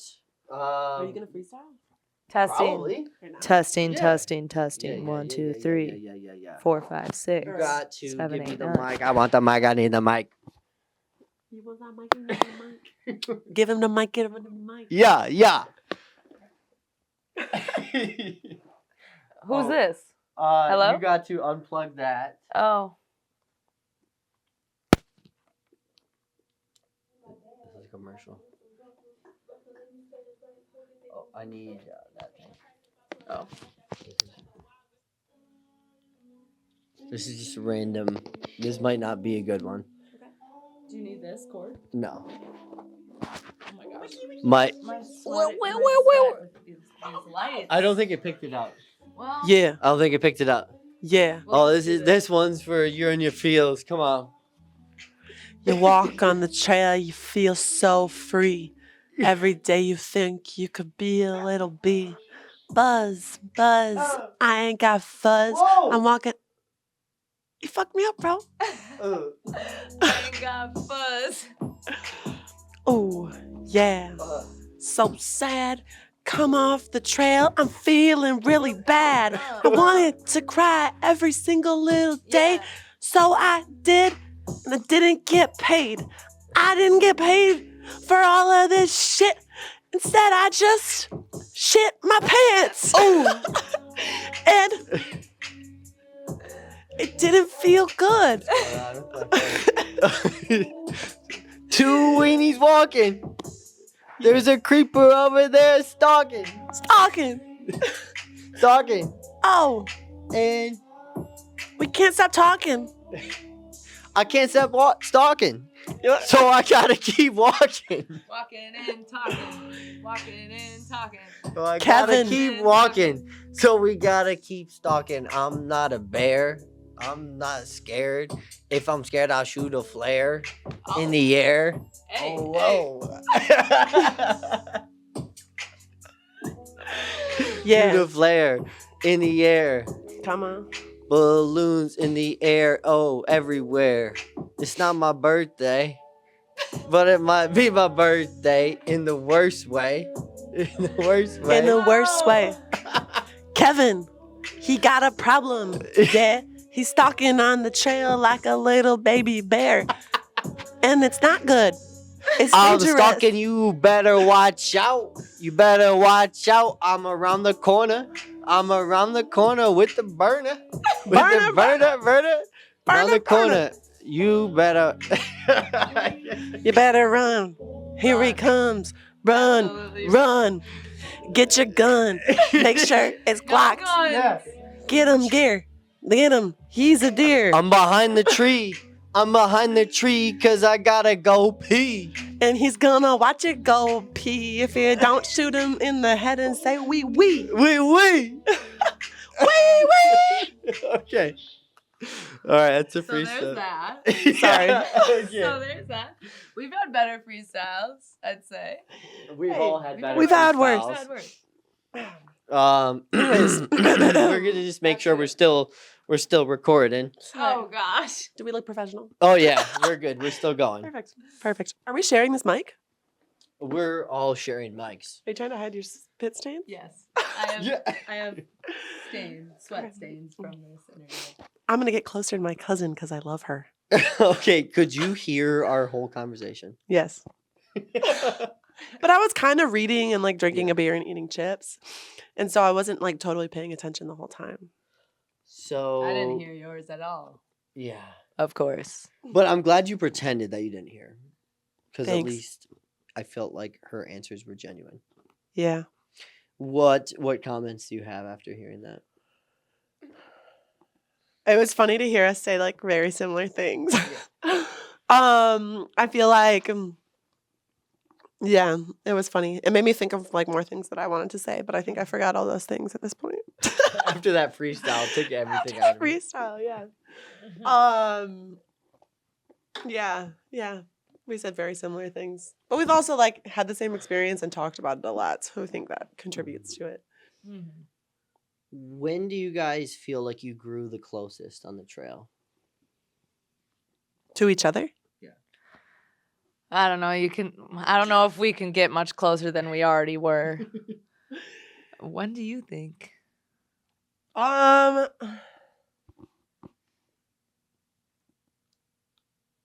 don't know. I feel like there wasn't like a moment.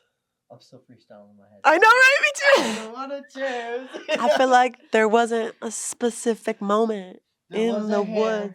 woods. Yeah. I think. Anyways. Sorry, serious.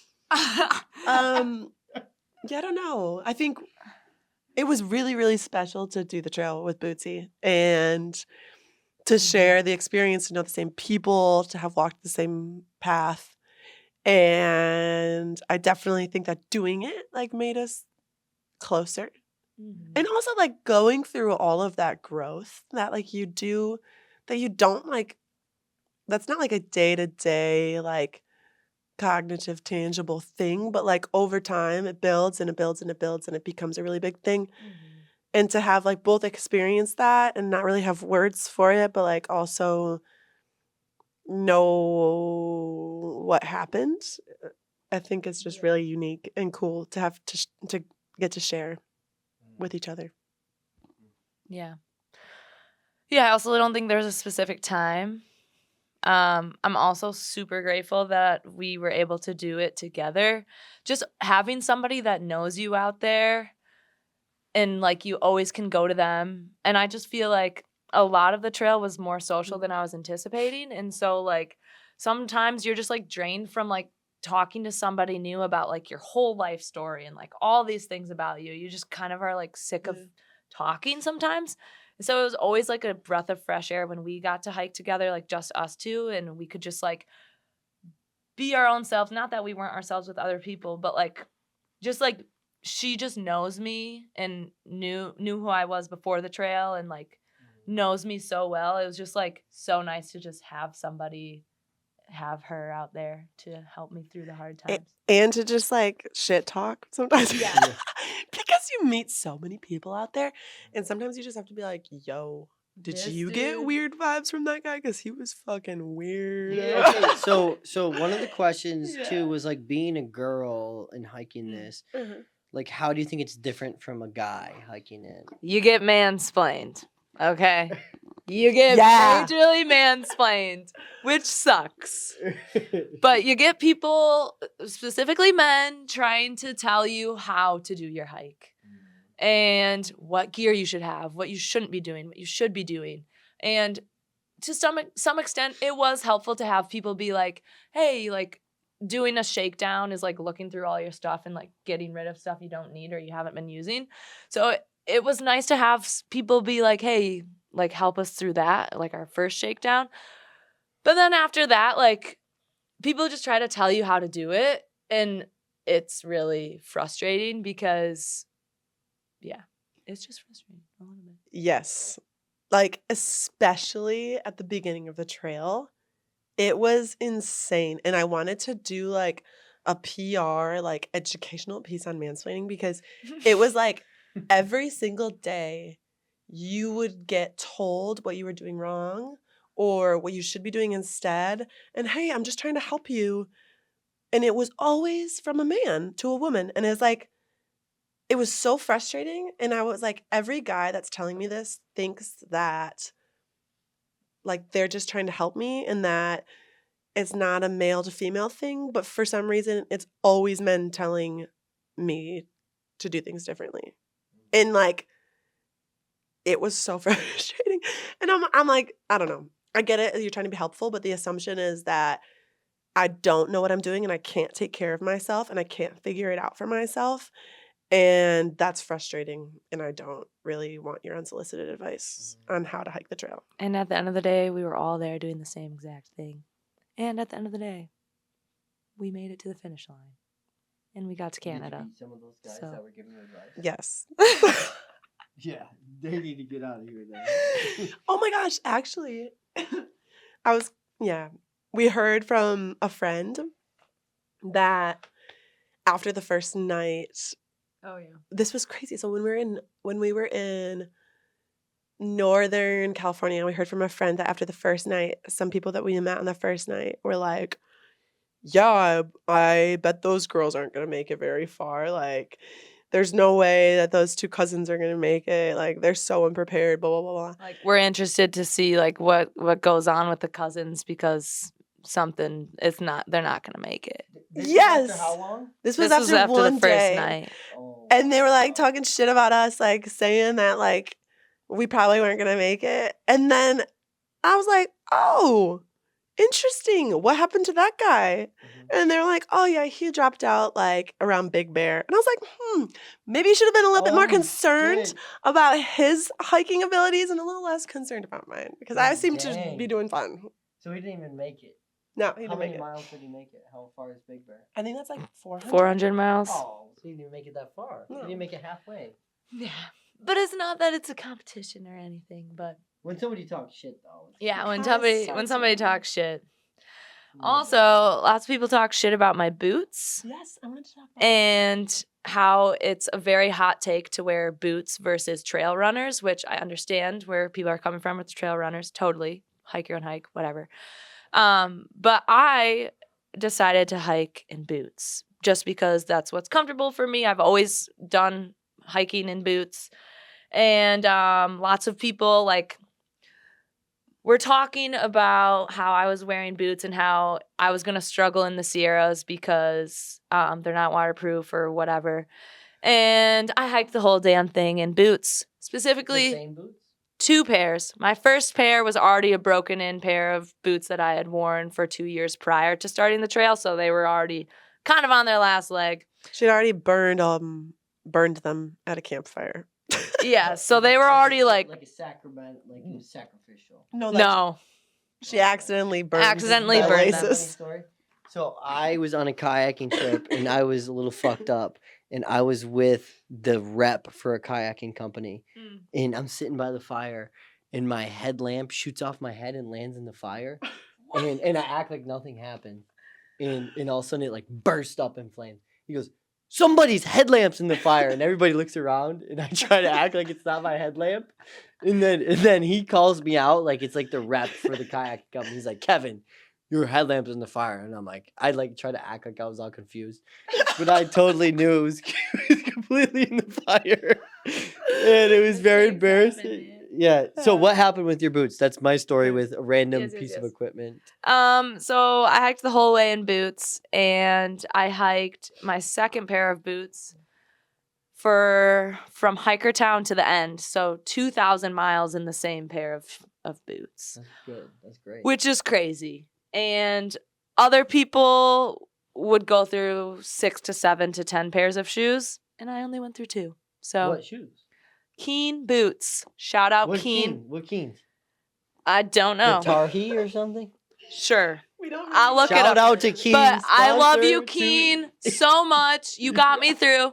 And my trail name is Boots because I'm so proud of the fact that I wear That's them. it. And That's I what I was gonna wanted ask. people to say the name Boots every single day Okay.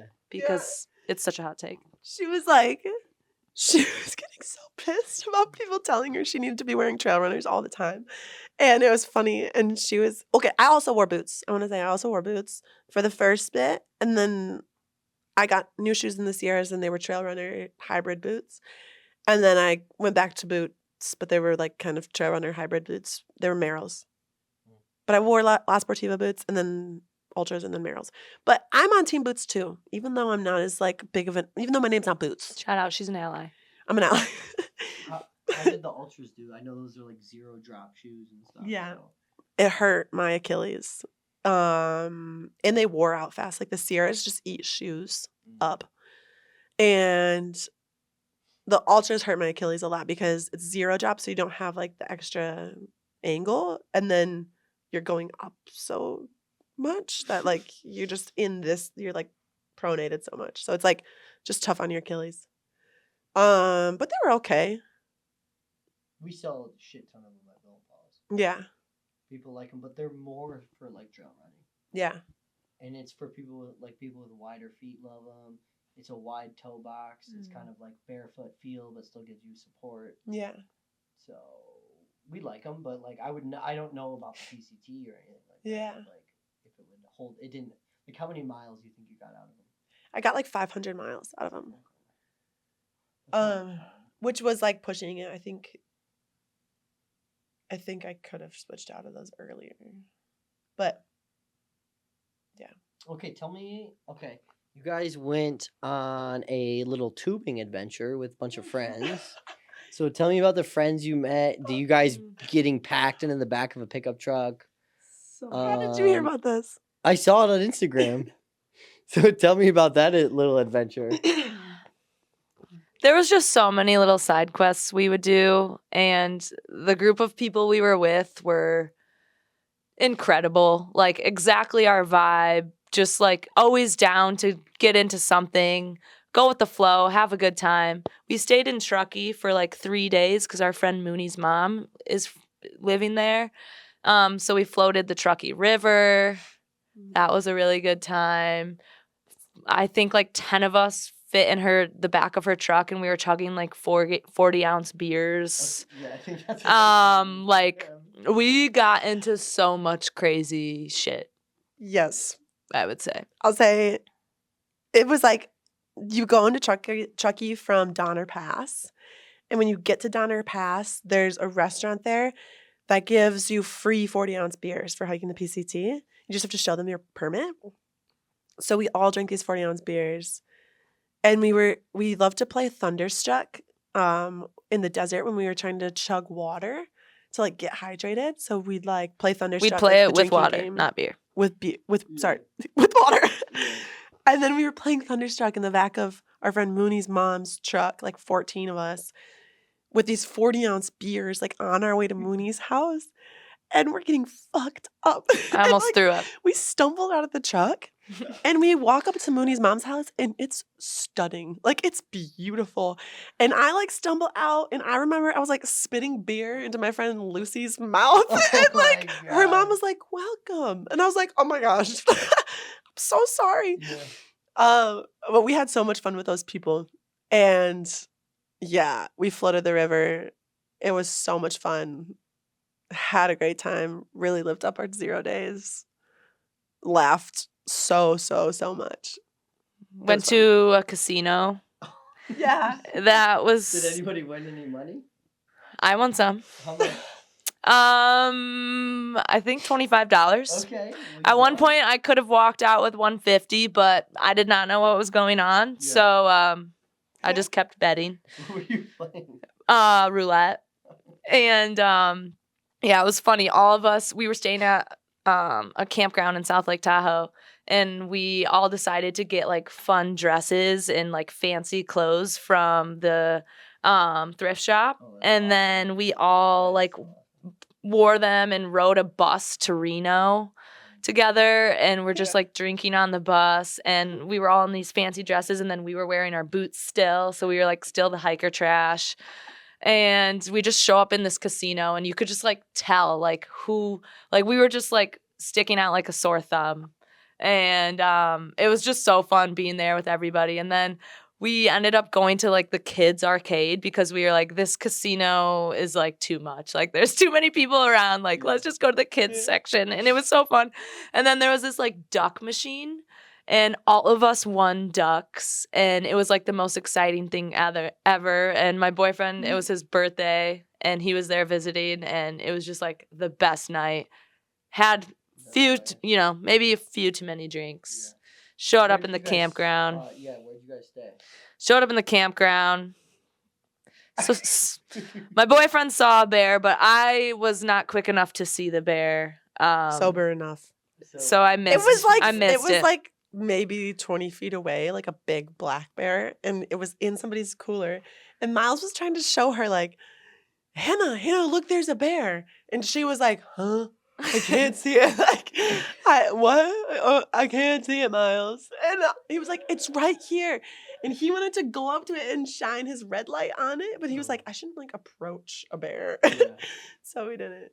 But yeah, I half saw a bear that night. So,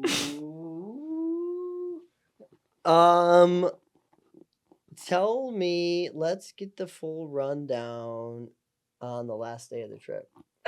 And the drama. Wait, the drama? Let's get it. To know about us fighting. Yeah. This is like our only fight ever. One of. All right. Let's get to it. Let's get to it. I'm gonna just sit this one out and just listen. Okay. Listen, we forgive each other. Yeah. No, it's okay. But I asked you both about it, so now we need. Yeah. This is good. It'll be good for us to talk about it again. I'll be like your therapist. How did that make you feel? Okay. Well, I want Rach to just say her side, and then I'll counter it. Yeah. Okay. You just say what you want to say. We're clipping to Rachel's side right now. Boom, you're gonna hear her talk about it for the first time. Okay. So we're gonna recap it though. Okay, yeah, for recap. I was just mad because I was speeding up my hike to hike with Hannah, and I was happy to do it because I wanted to be there with her and finish the trail with her, and we started together, and that was a no-brainer. But I was rushing to finish so she could go to her boyfriend's brother's wedding rehearsal dinner, and I was happy to do it. But then we all, as a group, decided. All as a group, we decided to cut a day short so we could camp on a beautiful ridge, and then hike 40 miles all together to just like end with a big day and make up the miles. And it would be like a sufferfest, but we'd all do it together.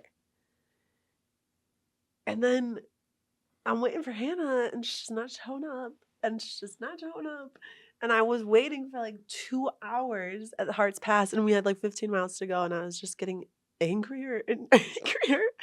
I just more ticked off. And I knew that she had just like stopped and lost track of time. What? When you first saw her, what did you say? Or like, where the fuck have you been? Or like, no, she came running in and she was like, oh, didn't expect to see you waiting here for me. And I was like, what? Like, we decided we were going to do this together. I didn't say this, but I'm just like, I just get quiet when I get angry. Mm-hmm. And I was just, in my head, I'm like, what the fuck, man? Like, we said we were going to do this together. And it's like one thing to be like, I'm sorry, I took too long of a break and I, like, totally shouldn't have, and I didn't realize, like, I forgot you were waiting for me, and blah, blah, blah. But she was like, I didn't think you would still be here. And then I was like, of course, I'm waiting for you. I want to hike with you. I'm changing my hike to hike with you.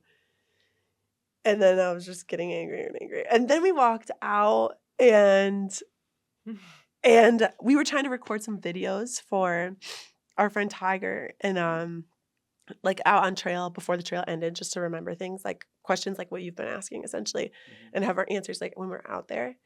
And I was trying to record a video. I did see your video, and I purposefully didn't watch it because I didn't want. Oh, nice.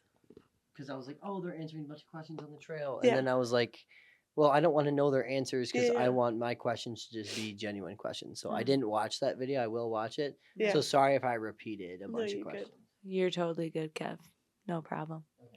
Back to Anyways, drama. so then we're walking up. Sorry. We're walking up and it's like a beautiful sunset. And I'm like, oh, we should just answer one of these questions. And also, we've already just blown out the day. And we're going to just change the plan again and we're going to do less miles than we said we were going to do. Might as well just answer a question, you know? And Hannah was like, no, I'm not waiting. And I was like, oh, you're not waiting? And she was like, no, I'm just going to go. I don't want to do this right now. And I was like, we just waited for you for like 2.5 hours.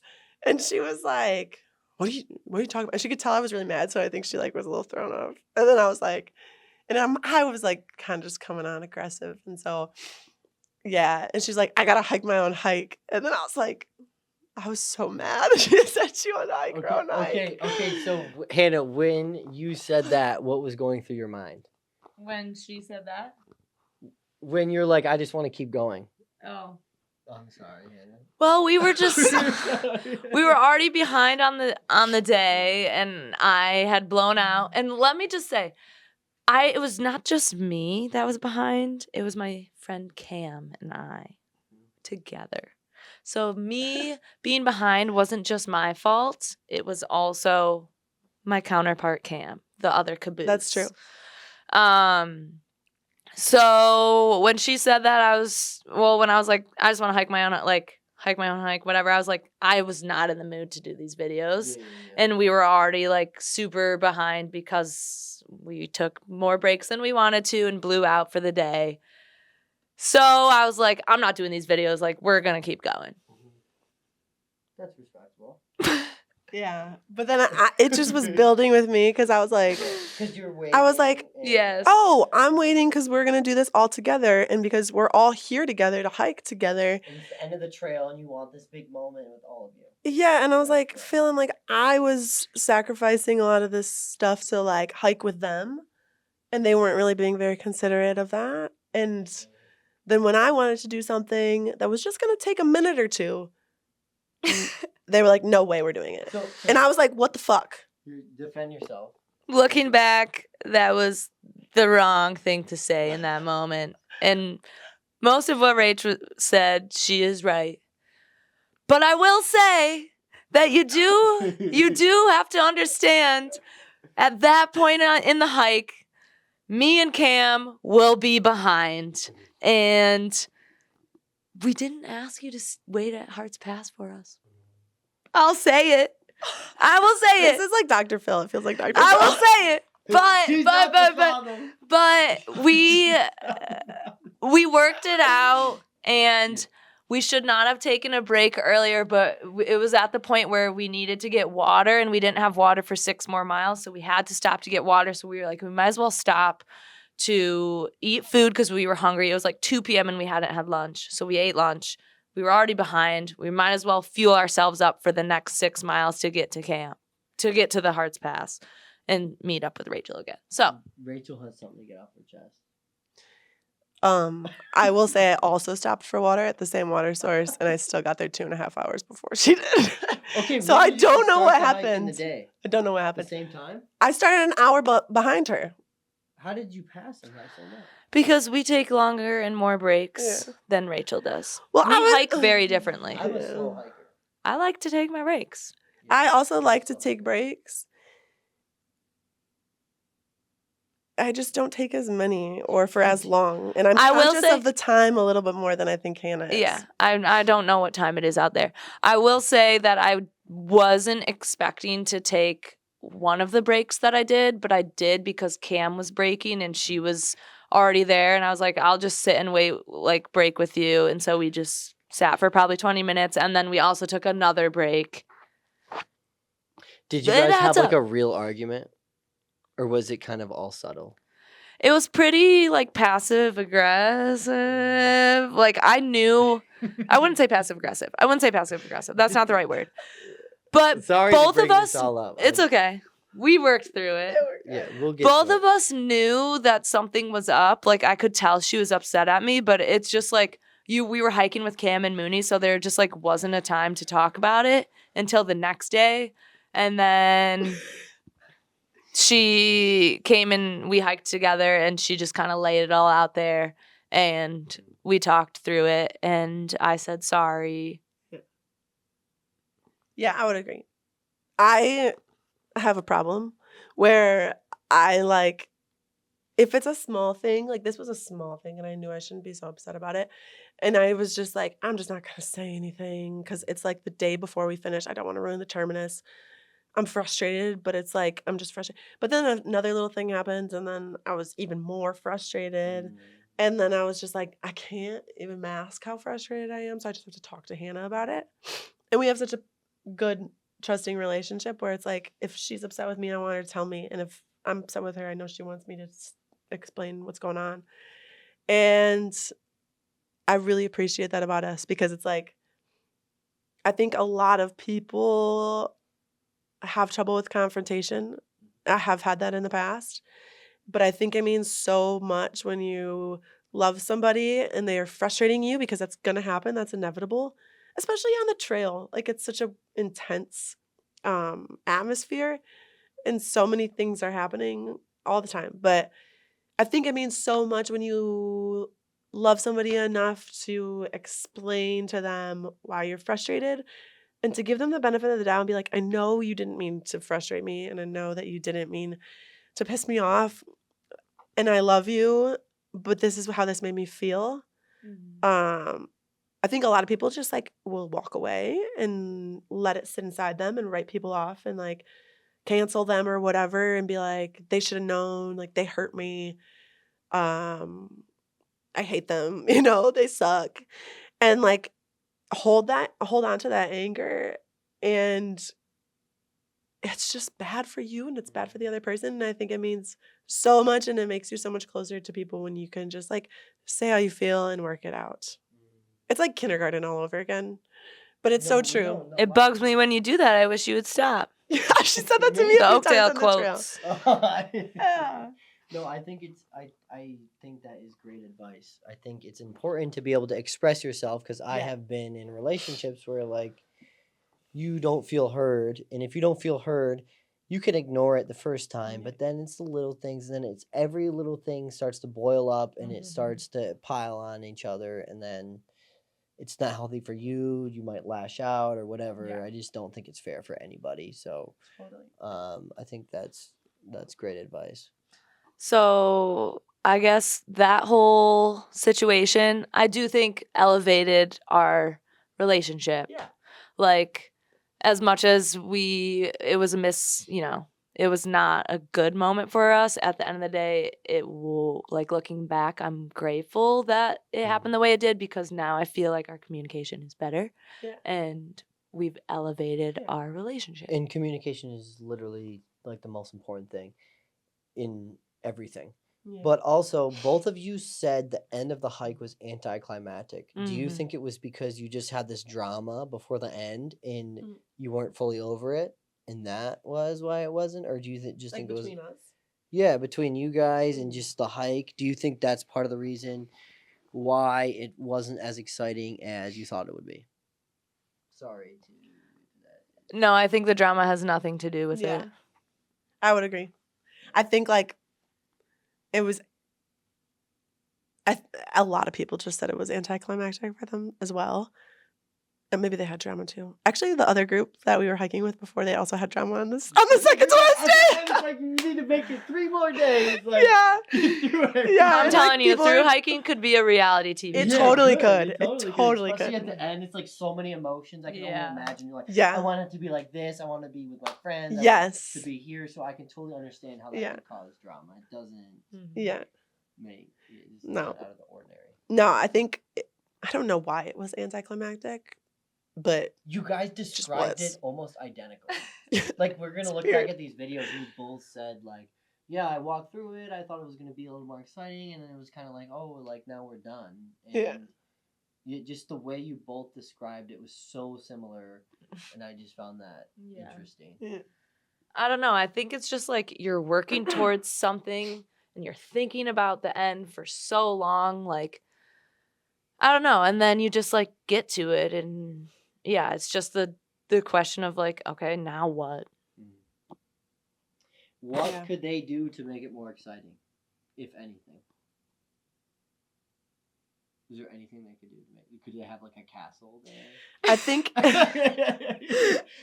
A shower, Yeah, a shower, a hamburger, a fountain. Yeah, I don't know. a fountain of chocolate. I think that part of it was that we had to hike 30 miles back. Yeah. So Oh, we that weren't sucks. done hiking. Like the hike wasn't really over. So if that was like the finish line, Yeah.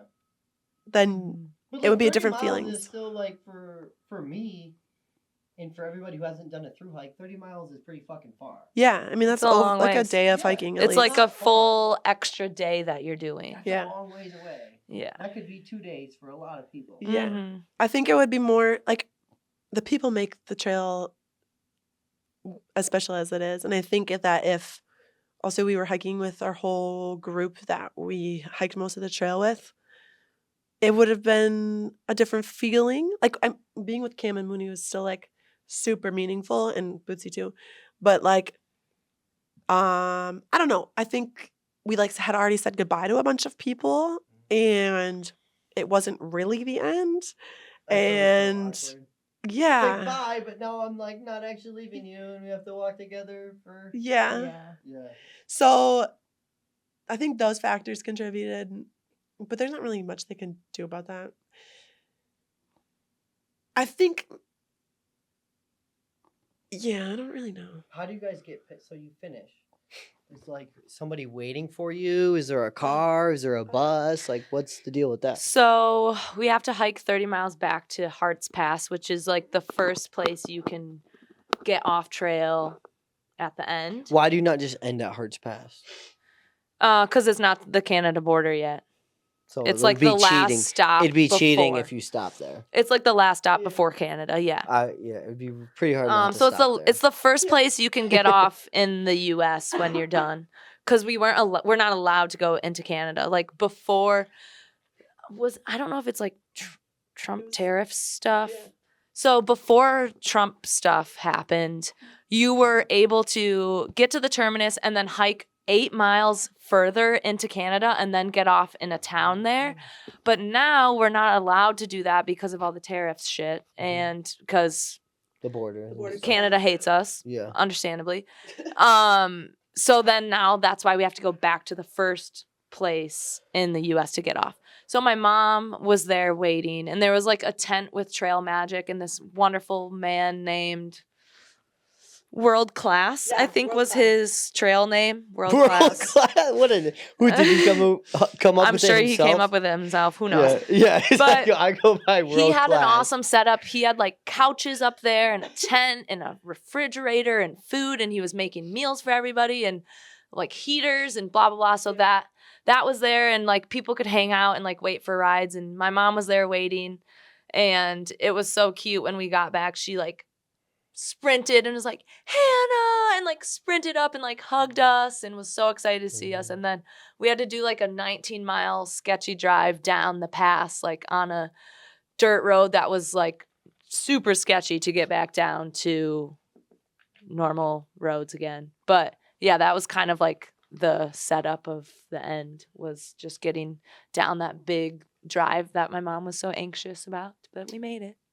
So your first interaction with your mom was like a big hug and her. Yeah. Yeah, that's gotta be. She cool. like screamed and ran up to me. I hadn't seen her run that fast in a very long time. It was cute. Yeah, she must have been proud. Yeah. Did she like rent a car then? Flew to Yeah, California, she flew to rented a car? California, rented a car, and waited for us in Seattle for a few days and then drove up. And then we drove back to Seattle that night, stayed in a hotel, and then I went to that wedding the next morning. Okay, I have 2 questions. I'll ask you the first question for you is you flew to a wedding somewhere and then went back to the trail. So describe that experience. Oh, like multiple times? I don't know. I or, know like, you went throughout the to trail? I know you flew to a wedding and then flew back. We both went to weddings. I went to. Did I go That's to 2? crazy. Yeah, I So- went to. Yeah, so how did that work? Yeah, that was like so many logistics to figure out. Yes, get some chips. I haven't Get had some any of chips, these brother. Yeah, sorry, they're basically gone. was on me. So I went to a wedding in Minnesota, and my trail angel of a boyfriend came to Mount Shasta. So we got off in a town in That place Mount is Shasta. supposed to be haunted. Yeah, it's Yeah, crazy. it's really cool. UFOs and shit. Yeah, there's a bunch of wild shit that goes on there. You saw nothing. But we saw nothing.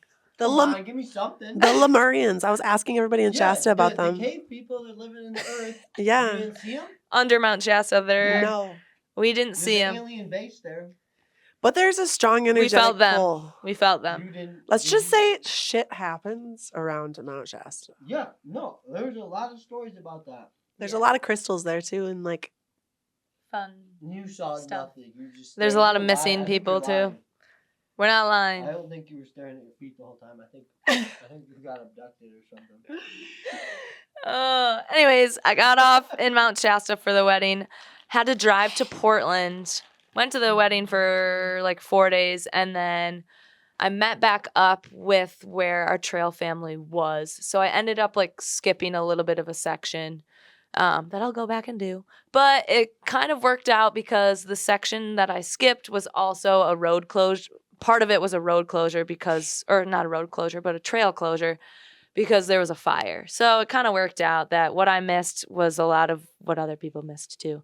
But yeah, getting off for a wedding is wild. You're just like thrown back into real life for a second, and then you're just like back to the woods. And you're not even just thrown back to life. Like a wedding is like. A wedding is a lot. Extravagant. It's like. Yeah, and I was fancy in food, that wedding shit. too, so Yeah. I was like getting ready the day of for like 7 hours, and it was just that was a lot, going from not seeing myself in a mirror for months and then looking at myself with a bunch of makeup on. I did not even recognize myself. I'm like, I don't even feel pretty right now because I don't even look like me, type of feelings. And yeah, just like that kind of stuff was a lot and kind of overwhelming, but it was also so good to see everybody. And Did you ever almost not go to the wedding, or was that never an option? with that one, I was like, I'm in this wedding, I'm going to it. And then we also went to another wedding together, our friend Rebecca. Rach went to that one too, and that was like a strike mission. Like You guys demolished. yeah, I did. we're hungry. Do you want to talk about Reb's wedding and how it was a strike mission? Yeah. Yeah. Yeah. Nobody How's it look? did that much. I'm gonna make clips and stuff. but, like, Yeah, we love it. Is it yeah, going? we don't need to edit. I'll have myself eating chips on there. It's Perfect. fine. Is Okay, it going? Yeah. Wedding. Mount Shasta aliens. Yeah. Come on, give me something. Come on. The craziest thing a weird dream. Do you have a weird dream there? I was sleeping really good out there. I'll just say that. If I was there with you guys, I would be up every night and be like, guys, we need to go outside. We need to look at the stars and fall asleep. Well, we would cowboy camp, so we would be just Yeah. sleeping in the Dude, open. I saw videos of you guys cowboy camping with like fucking bug nets on. Yeah. And I'm like, you guys are out there. You've been living outside for a long time. Dude, so I explain was that. like so committed to the cowboy lifestyle, like the cowboy camping. Cause I loved doing it in the desert. It's Mhm. such a good feeling to be like, to wake up in the middle of the night and just see the full sky of stars and like just breathe the fresh air and just feel like a freaking cowboy. And you just felt so like comforted by nature, and you're just Yeah. like, I'm safe out here. You feel free. But I was so Yeah. committed to it. But then it was getting kind of warm in Northern California, and like you didn't want to wear a bunch of layers to bed. And you didn't really want to have your sleeping bag on top of you. But then there were mosquitoes. And so like you'd either be like overheating under your sleeping bag and wake up from that, or you'd be out of your sleeping bag kind of chilling out and getting just ransacked by mosquitoes. And so like I'd wear my bug net to bed, but it still didn't help because I like my legs would get super hot. So then I just eventually was like, screw it, I need to start sleeping in a tent. And that helped. It Mhm. helped just get a better night's sleep. I saw like a picture of you guys like all laying outside your bed watching something, watching a movie. Oh Yeah. yeah. Yeah, what movie was that? Madagascar 2. Bro, that's my It's a favorite touchy movie. subject. That's my favorite movie. And I told everybody that's the best movie ever. And don't watch it without me. And then they all watched it without me. What? We were running. Okay, That's the the second one. s- our friend That's not cool. our friend Jorts. It was expiring the next day, so we had to watch it. Where And were she wasn't you? with us. This was in the Sierras. Yeah, I was like ahead in the Sierras. Oh, that's your fault. But I love that movie. But I it love was King so Julian. funny, like having a little tiny screen, like Yeah. propped up on a bear can, and all of us like in a row watching, and it's just like the most beautiful scenery around this like tiny little screen. But it was nice to like watch a movie for And like for I a moment. remember seeing people like in bug nets watching it. Yeah, it was Yeah. so Oh my buggy. God. You just like get used to the bug nets because you do not want to wear one. You do not want to be there without one when it's Yeah. buggy because it's terrible. Yeah, The I mosquitoes hate rule the world mosquitoes. out there sometimes. Oh. they're terrible. It was scary. I was like, how is this even habitable? Like If mosquitoes could eventually take over the world if Well, they They spread want malaria and to. shit. Is there like diseases that you guys had to worry about with mosquitoes or not really? nah. Mm-mm. At least not that you know of. People talked about this disease from like rat shit being in cabins. Mm. What's it called? People would die from this. It's like an airborne thing with like rats. And so like, they say like don't sleep in like old nasty shelters, which there aren't that many of them, but there's like some cabins that you could sleep in. Yeah. I forget what it's called. Did you ever sleep in an old cabin? No. Okay, I don't think so. What was your scariest moment? The most fear that ever crossed your mind? Like whether it was at night, where you were sleeping, Yeah. people. There's a really sketchy dude on trail named Ninja. And our friends had ran into somebody who was like hysterical because he had tried to get into her tent. Oh my And God. and he's like very sunburnt skin, bright blue eyes, like crazy blonde hair. How old is he? He's probably in his like later 30s, early Yeah. 40s, and carried like a garbage bag and like it just kind of looked very sketchy, Unkept. unkept. Mm. And it's pretty like when you talk to him, you realize he's like pretty psychotic. And I don't know if that's the right term. That's okay. It's like He's out there. he's like not He's really going making through a some lot of mental sense. health Is stuff. was he Yeah. taking the whole PCT? He was out there hiking. We don't know if it was the When he whole started or thing what. or you could just tell something was up. You Yeah. know, when you're Well, there's like serial killers who do like the Appalachian Trail and Mhm. shit. Yeah, yeah. Even this trail, so like yeah. But you gotta out, be yeah. a little careful. Mm-hmm. I was out there by myself hiking one morning, and was like, I went to go take a shit, and I came back to trail, and I got to trail like at the same time that he got to trail, and I was like, oh, hi. And I didn't know that it was Ninja at this point. It was the guy that like had tried to get in this girl's tent, and she like really freaked her out, rightfully so. But I was like, just something is up with this guy. Like he's not communicating right. He doesn't look right. So I was like, hi. And he was like, hello, miss. And I was like, Like his first thing is hello, miss. yeah. Yeah, it's like, dude, it's not 1980. I know. I was like, are you hiking the PCT? He said, yes, ma'am. And I was like, no, it was fine. But then Did you have any like self-defense? Did you have a knife or anything, or like? I anything? I carried like 2 knives, but it was deep in my pack. It wasn't like on me. And I was like, I don't really want this guy hiking behind me. So I was like, oh, you go. You're probably faster than me. And I had him like hiking in front of me so I could like kind of keep eyes on him. Very smart. Very smart. And I like tried to chat with him like a little bit just to be kind of friendly and feel out the vibe. And then what did I ask him? I don't know. I don't remember what I asked him, but yeah, I could just tell from having conversation with him that he was just like he wasn't really making a lot of sense. Mhm. And he's just like when like the hairs go up on your back and you're just like something's not right and this isn't totally safe. I was just feeling that with him. And so then I kind of let him go in front of me and then kind of waited for like another hiker to come by, and felt way better once I was around somebody else. Yeah. And then found out later the story about him trying to get into somebody's tent, and yeah. And then also I think he was getting arrested at What? Yeah, he got arrested at Tuolumne. When Matt went back, he saw him being questioned by the cops at least. Whoa. Because I think the girl had sent in a police report about him trying to get into her tent. Dang. There were a few sketchy figures like that out there, but you just like hiking in a group with other people, like you just look out for each other and you kind of like definitely keep tabs on each other, and it's easy to feel like you can just wait for somebody and have each other. It's wild that like the most scary times we've had are from other people. Yeah. And not nature. Yeah. You know? That's It's not not a scary out surprise, there. though. It's like I feel safer out in the woods than I do in real life. Because it might actually be safer. Like, there's Yeah. things that can kill you out there, but like, more humans kill other humans than any animal kills humans, Or just like, in my opinion. well, I said this at the beginning of the trailer. I thought it was like fire. I was like, everyone's so afraid of the woods, but everyone dies in cities. I would rather die in the fucking woods too. Right? And it's like, Yeah. you get in a car and the chances of you dying are so much higher than when you're out backpacking. Yeah. And like, yeah. This is crazy and very random, but my mom's like they're best friends.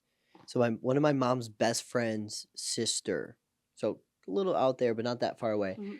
just died in Ohio while she was hiking because a tree fell on her. Oh my God. And she was the only one hurt. She was just died instantly. Yeah. This is like 4 months, like 3, maybe just it was very recent, like less than 4 months ago. And with all her friends, she's the only one that died. She was just a little bit behind the group, and just like boom, just Yeah. happened in an instant. Like it's just crazy to think about. Like That happened to a girl in Tuolumne Grove in Yosemite when Yeah. we were out there, and I read it on my Instagram. And then we were in Northern California, and in Northern California, the deer are like really strange. Like you pee, and they immediately run up and start licking your pee. And like our friend Cam took a shit on the you got shit. sugar in there or something. And they'll lick your backpack if you like leave it. Yeah. They'll, like start licking. I think it's the salt they're going after. They were trying to eat my friend Cam's shit. What's he eating? Something Kim? special. He's eating something Don't good. know. She. Oh, she's eating something good. I don't know. She's eating something they want. But She eats a lot of tuna. Yeah, she's eating that That's tuna. It true. probably smells pretty distinct more than other people's she shit. got that tuna poop. Anyways. Yeah. Anyways, back on topic. Anyways, we were like chilling by this water source, and then I saw this deer on trail, and it was like doing like weird little kickflip thingies, and like I was like, Kickflip. what the fuck is up with the deer here? Like, what's going on? I'm like watching it for a little bit, and I'm like, what the hell? And I take a step forward, and as I step forward, a branch falls out of. Oh, maybe you're thinking of a different story. But a branch falls out of the tree, and like part of it like scraped my leg. And it's crazy. Like it was a small branch, but it Yeah. hits you like when it comes from that high up, it hits you with force. Yeah. I like scraped my leg up. And I was like, whoa, this was just such a weird like situation. Like the deer acting all strange and then running off and then almost getting hit by a tree branch. It's crazy. Well, and I feel like the deer made you like hesitate for a second. Yeah. So I feel like damn near the deer like might have like saved you. Or Yeah. I guess that too. But I don't know, because I feel like it made you hesitate, so then you stopped for a second. And if you would have just kept walking, maybe the tree would have hit you like straight on. Yeah, totally. So and like if that had hit me in the head, like I would have been concussed. Yeah. Or Yeah. knocked out. Or Yeah. even Yeah. fucking dead. Or like Yeah. yeah.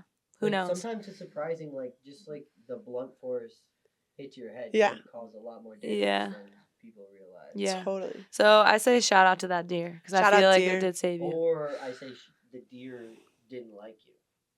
Or that. Kill you. Either way, she's I've been here today. watching Alien Earth. and the aliens work together. They try to kill the humans. They distract each other, and then they and then the other one pounces. So maybe it was in tune with the tree. Yeah. But it's also like, dude, okay, we learned so much just from being in the woods, like how things are. And I'm like, it's totally possible that the deer know when branches are going to fall out of trees. Like they live out there and they've been out there for generations and generations and generations. And I feel like they know so much They that we might. don't know. They might, and there's like proof that like the trees communicate with each other, like Yeah, somehow, some way, absolutely. like talking about like where the sunlight is, and like I Mhm. think they've like actually like proven that, which is Yeah. like mind-boggling to me. So like I definitely think the forest and the jungle or whatever you want to call it does communicate in ways that we don't understand. Yeah, I would definitely. completely agree with that. I would agree too. So yeah, maybe we'll go with the deer saved you. I think think the deer so. save me. Yeah, deers aren't mean, Yeah. Deers are friends. not food. Not food. Fish are No, friends, it's not good to They are eat deer. food, It's too. good to eat Yeah, deer. Yeah, they are food. Fish are friends, not food. Yeah. You know Yeah. what that's from? But tuna's good. Fine I just asked stuff. the deer. Yeah, fish are friends, not food. All right, I think we're done. I think it's late, Yeah. and I think we got plenty of stuff. Wait, can I say the one thing that I You wanted can to say? yeah. Fuck you if you're a gearhead and you don't know real outdoors and you're just gonna have a phone. Yeah, they did it. They did it. And what do you have to say to the gearheads out there? Is that what you wanted to say? No, that's not Oh. what I wanted to say. Oh. I thought you But wanted- that too. yeah, But but that hike, too. if you want to be a gearhead, Go do it. No, if you don't fuck want to you. plan at all, go do that. Yeah. You I can wanna do it if you want to do it. I want to say I'm an advocate for the anti-planners. Absolutely. We're team anti-planner. You don't need to really plan. You can figure it out and you can fly by the seat of your pants and figure it out.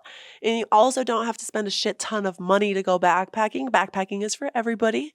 It is not just for the rich. It's not just for the ultralight. It's not just for the planners. It's not just Preach. It's not just for those who think through everything and every single detail. You just get yourself out there and you will figure it out. We did it. Yes. We are We did it. living proof that you can go out there and figure it out and still get there.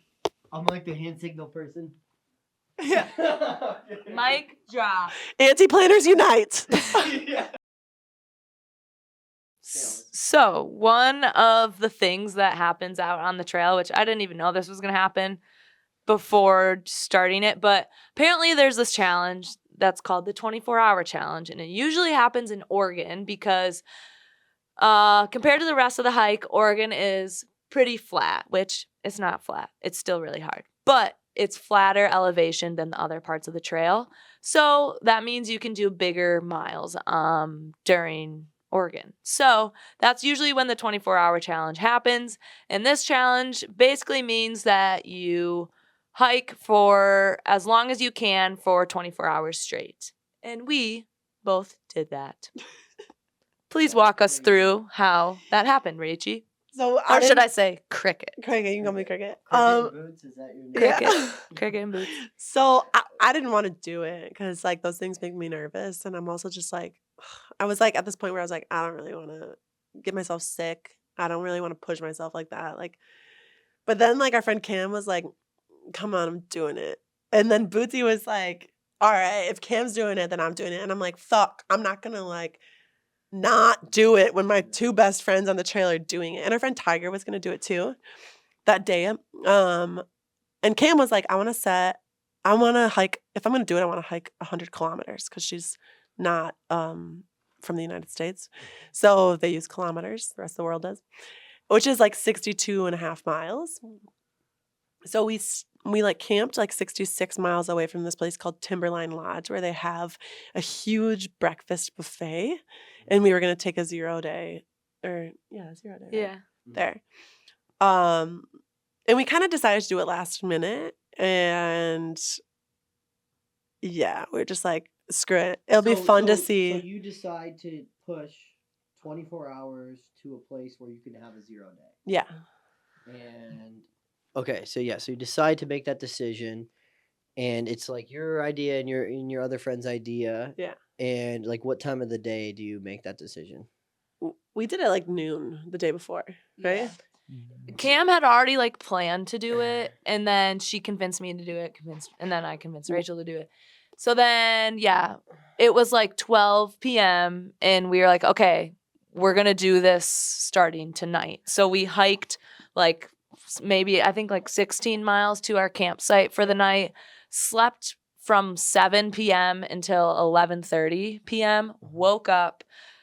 You got 5 And hours of sleep. yeah, we got 5 hours of sleep, but Yeah. it was So you cheated. No. we went to No. bed at 7 p.m., woke up at 11:30 p.m., started the day at midnight. So we started our 24-hour challenge starting at midnight. Mhm. And then we hiked until midnight the next day. Yeah, that's a long time. It's 24 hours. Yeah. And Were you sober the whole time? yes. We Which wanted- we we really wanted to wanted be. to do We wanted to be that. sober because we Yeah. wanted to see what our bodies could do and Sober. how it would affect us. Because that would be hard. Like, I don't know. I feel like if I was hiking at night, I would want to maybe be a little high or just like have a little something. Yeah, I don't know. If I was definitely. hiking It for crossed fun. our minds for sure, but we decided it was going to be a sober. Yeah. No, experience. And that's Yeah. like. And on other big days, we did use substances. Yeah. I won't say which ones. Yeah. But To like sometimes. get through like night hiking or just big pushes, Mhm. and that really was nice. It And does help. helped. Sometimes you just need a little something to take the Yeah. edge off, and I don't think you should have any guilt. For Yeah, that. but we definitely wanted to like see what our bodies could do sober. Okay, so you're hiking through the woods at night. I have done night hikes, and one time I remember just 2 eyes staring at me across the river. I think it was a mountain lion. We don't know what it was. It could have been a deer. Could have been anything. Was there anything like that was scary while you were night hiking, or did you see any animals? Or yeah, I think I saw a deer. I saw the eyes thing, but I was like, there's no, like, it's got to be a deer. Yeah, you just tell yourself. That Yeah. too. It's a Yeah. deer. I was hallucinating. Okay, so this is where it's interesting that you were sober because you want to see how far the body can go. Uh-huh. And Yeah. the body and the mind can go. So it was just like the morning went by pretty quick because we're just Split it up how we like Yeah, okay. talk it through. Okay, so we were like, if we're going to do 62 and a half miles, then we essentially divided the day into 4 8-hour sections. 4 6-hour sections. So 6, 12, 18, 24. And then we were like, okay, every 6 miles we have to do, or every 6 hours we have to do 17 miles to get to 62. No, it was 16. It was 15 and a half. Yeah. You're still Every s- hallucinating from this. Every 6 hours we had to get at least 15 miles done. That is far as And we had to do that 4 times. So we had to do 4 6-hour increments of 15 miles to get to 62. So our first 6-hour increment was completely in the dark because we started at midnight. So honestly, that went by pretty quick because I don't know, when you're night hiking, like you can't really see what's going on as much. You're kind of just in this dissociative state, just like walking, and we were all together. Went by pretty quick. We took our first break after 18 miles. Wait. I got us lost. She did get us lost. I wasn't gonna bring that up, but I got will. us lost a little bit. And it set us back, and we were a little bit behind schedule after that. Yes. You know. So How did then you get lost? We just like the trail kind of went into this creek, and I just kept going up the creek, and I didn't see the trail coming out because it was dark. And listen, we all have far out, so we can all look and check the trail, but everyone was depending on me to do it, and I didn't do a very good job. at one point we were crawling on rocks up a riverbed, and I was like, Rachel, there's no way this is the trail. And you're like, yes, And it she's is. like, yeah, just a little Yeah. farther. And I'm like, no. Yeah, And I've done the same thing. I had slipped twice, and I was already pissed off. It was literally not even a mile in. And I was like, there's no way this is the trail. So then we looked, and sure enough, it wasn't the trail. But then we got back on pretty quickly and found it, and we were fine. How far out of the way did you? Maybe like 0.2. Oh, Yeah, it wasn't bad. No, it's bad. yeah. But anyways, we took our first break after 18 miles, feeling all right. Not great though. Like Not great. I was stressed because I was like, we're not on schedule. And it was like 7:30 in the morning, and we had walked since midnight. So like the sun is rising. Yeah, the sun was risen at this point, and we were like, we're just getting started with the day. Yeah, because you gotta watch till 12 a.m. Yeah, the Yeah. next day. And then, yeah, we just put our heads down and grinded it out the rest of the day. I think at 10 a.m., I had done like 23 miles. When did you feel like you were hallucinating? Yeah. Yeah. So I left Cam and Boots after the first break, and I was going to meet them after the next 6 hours, and we are going to take lunch together. But I was hiking super fast, and I didn't take any breaks. So I got to lunch, and I waited like 20 minutes, and I was like, I can't lose my progress that I've made. So I just kept going. And then I just ended up hiking like straight for the next 6 hours. And then I was like, holy shit, I am like flying. And it was starting to get dark, and my friend had left his headlamp for me because my headlamp was shit. So I found that, and then I took a break for dinner. And then I was just like so exhausted and like physically exhausted. And I had tried to eat a lot, but it's hard to eat a bunch when you're hiking like that. And I was trying to drink a lot of water, but it's also hard to like filter water when you're hiking like that. So I was just low on everything, and it was starting to get dark. And in the dark, I kept seeing things and thinking they were like, I would see what I thought was a giant tent, and I'd be like, damn, I've never seen a Durston tent that big. And then I get closer and I'd be like, that's a log. That's like not a tent.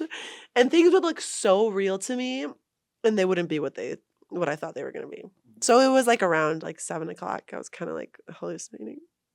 I But yeah. saw a log, what I thought was a cooler. So I was like pumped. I was like, trail magic, hell yeah. And then I walked a little closer. I was like, nope, that's not a cooler. All right, keep walking. Yeah. But yeah, that was a crazy experience for sure. It's crazy what your body can do. I mean, I was like so beyond just physically exhausted, but then like I kind of like hit a breaking point where like I didn't really feel anything anymore, and it was just kind of numb. Like everything hurt, but it was like a numb hurt. Yeah. So I was like, oh, this isn't even that bad. Like I can do this. And that was at like 8 p.m. Yeah. I You're in think- the pain cave and you're just comfortable there. Yeah. And me and my friend Cam put in Catching Fire audiobook, Hunger Games. And that really fueled us for the last 6 hours of the 24 hours. And I just out loud, she had it on her phone playing, and we would just hike close together so we could both hear it. And I will say Suzanne Collins definitely sponsored us in that 24-hour challenge. Shout out to her. And we ended up, me and Cam hiked 62 miles. Rachie over here, Cricket, hiked 66 miles. And I ended an hour early. Wait, why did you hike 66 miles? So we set up 66 miles outside of Timberline, Yeah. and I was having this like internal crisis because I was like cranking the numbers, and I was like, oh shit, I could do like 71 miles. And I was like, but then I have to go 5 miles past Timberline, or like 2.5 past Timberline, and then come back. So then I like took an extra long break because I was like, I don't want to do that. Yeah. But then I was like, I could still do 69 miles, but I'd have to do a mile and a half past it and a mile and a half back. And I was like, I really don't Why want would to do you that. hike past it? Well, just because I had time left on the clock. Oh. So right, and then I was like, You're well, crazy. I was having this internal battle where I was like, this You're is not the gonna only hike time. past your destination and hike back. Yeah, but I was like, this is the only time in my life where I'm gonna have the opportunity to hike have 24 walked X amount 69 of hours or whatever. miles. Yeah.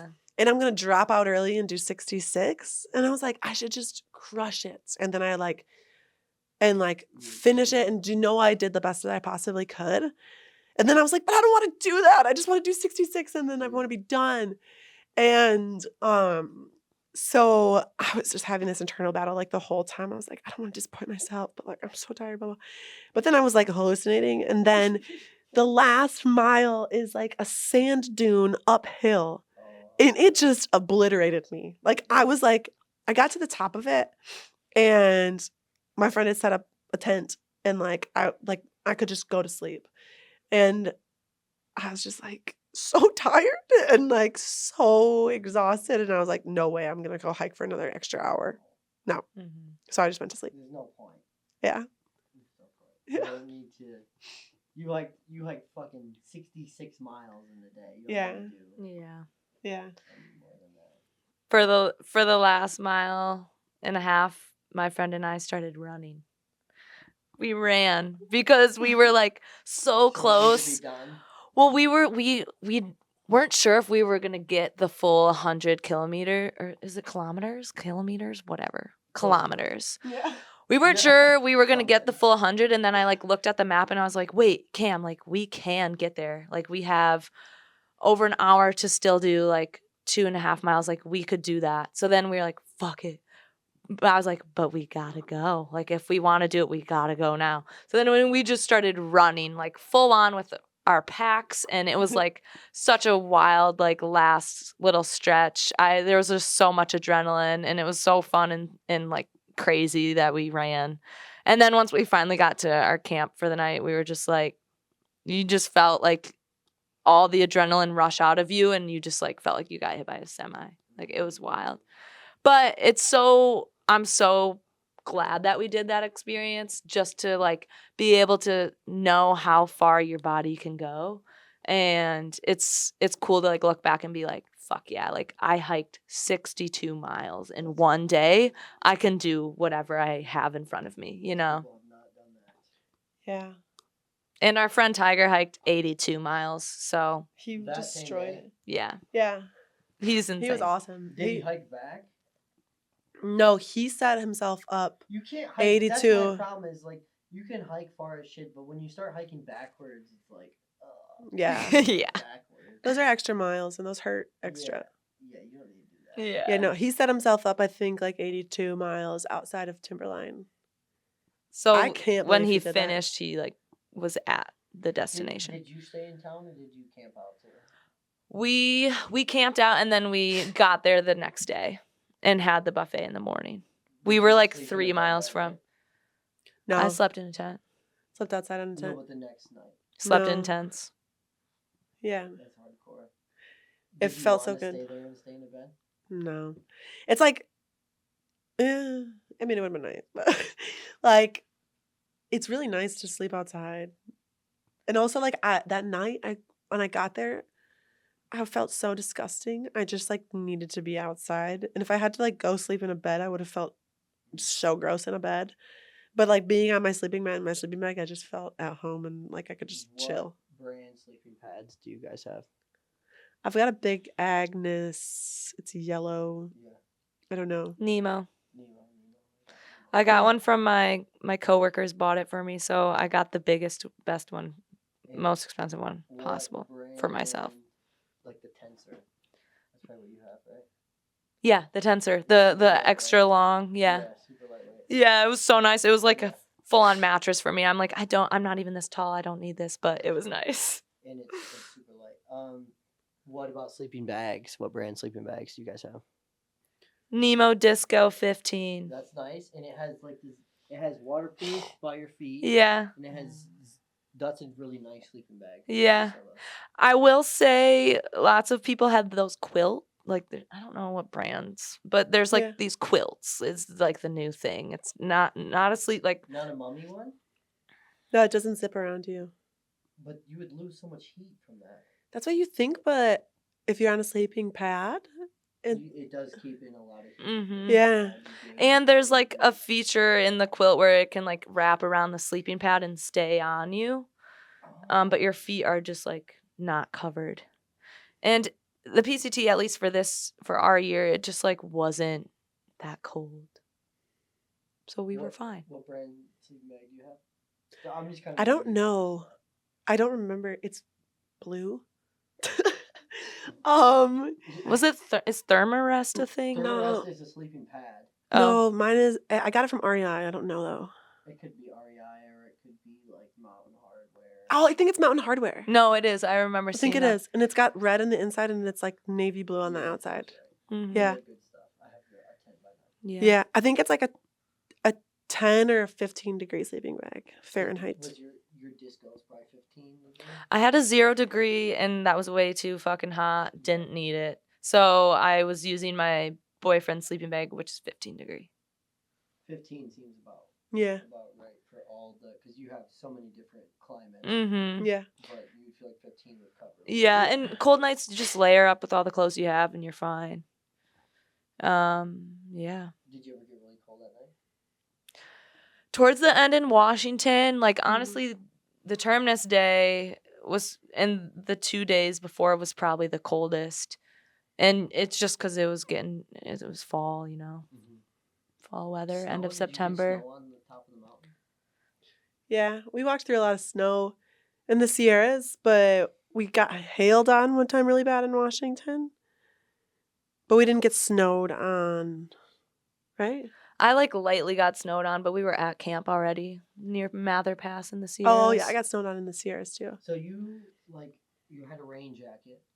You had your base layers. Did you have merino wool? Did you have wool base layers?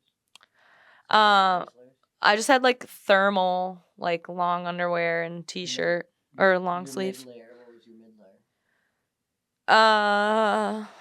I had like a. You guys are not technical. We're like, we don't know No. what that is. No, what's a mid layer? You have like your shell, which is your raincoat.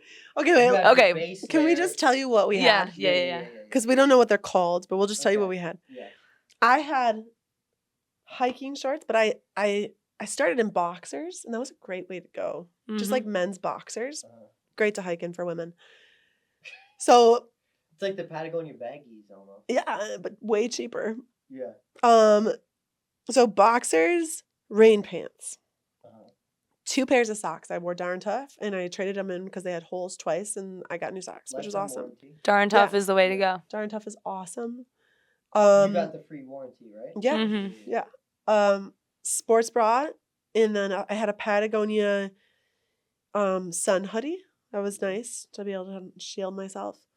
And then I had So the sun hoodie would be close to a base layer, because you could layer on top of that sun hoodie. okay. So Mhm. you would wear that. If it's cold, you wear the sun hoodie, and then what would you wear on top of that? If you're cold? And then I had, what did I have?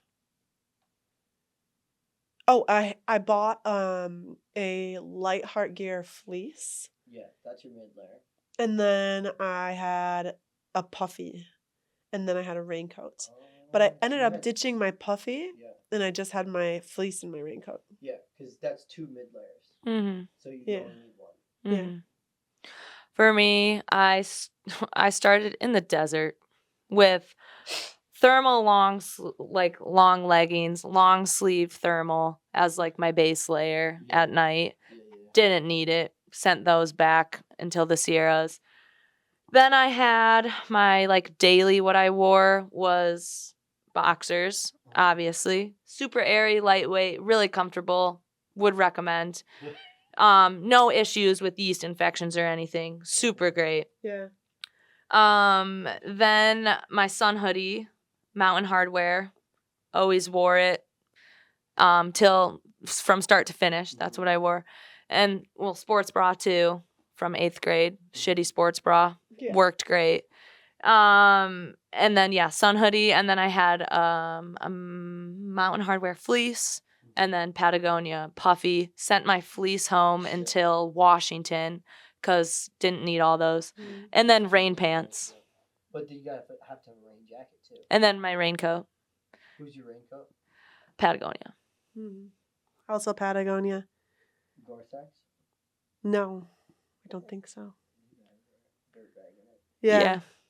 And also, I wore these shoes, or I didn't wear these shoes. But Oh yeah. I hiked in my boots, and I brought camp shoes, and I loved having camp shoes. I loved having camp You shoes. I had got to. Crocs. Yeah. Crocs. And Crocs was nice too, because sometimes in like for river crossings, if I had to go in the river, I'd wear my Crocs. And they're so much lighter than Chacos. Yeah. Like my camp shoes are always Yeah. Chacos, but if I were to hike the PCT, like Crocs are so much. And they're grippy. Yeah. Like, can I actually felt hike in them. super Just go safe for in fun. those. I did hike in them for like 2 miles one time, and I was like, this isn't that bad. Dude, we met a guy who triple crowned in Crocs. So he did CDT, PCT, and AT all in Crocs. Yeah. No. Yeah. Yeah. We met him at the Dead ass. terminus. His name's Fire. How old is he? Oh, He's like 50s. Dude, maybe he, 40s, 50s. belongs, like in prehistoric times, because he could just walk barefoot. Yeah. He's wild. He was He's a great. wild What a human. legend. He was He's a legend. Yeah. What color Crocs did he have on? Pink. He was wearing all pink. Pink booty shorts, pink like bro tank, pink Crocs with And like, he hiked them all in Crocs. yeah. Mm-hmm. See, because some people, that's why, like, I was talking to you about Ultra, to where I would recommend him being like a salesperson. Like I would say, okay, you like to hike barefoot because you're wearing Crocs, you're almost barefoot. Ultras are really nice because they give you support, but it feels like you're almost barefoot Yeah. because they're wide and flat. Mhm. So he should be hiking in ultras, but it's not as cool. Yeah.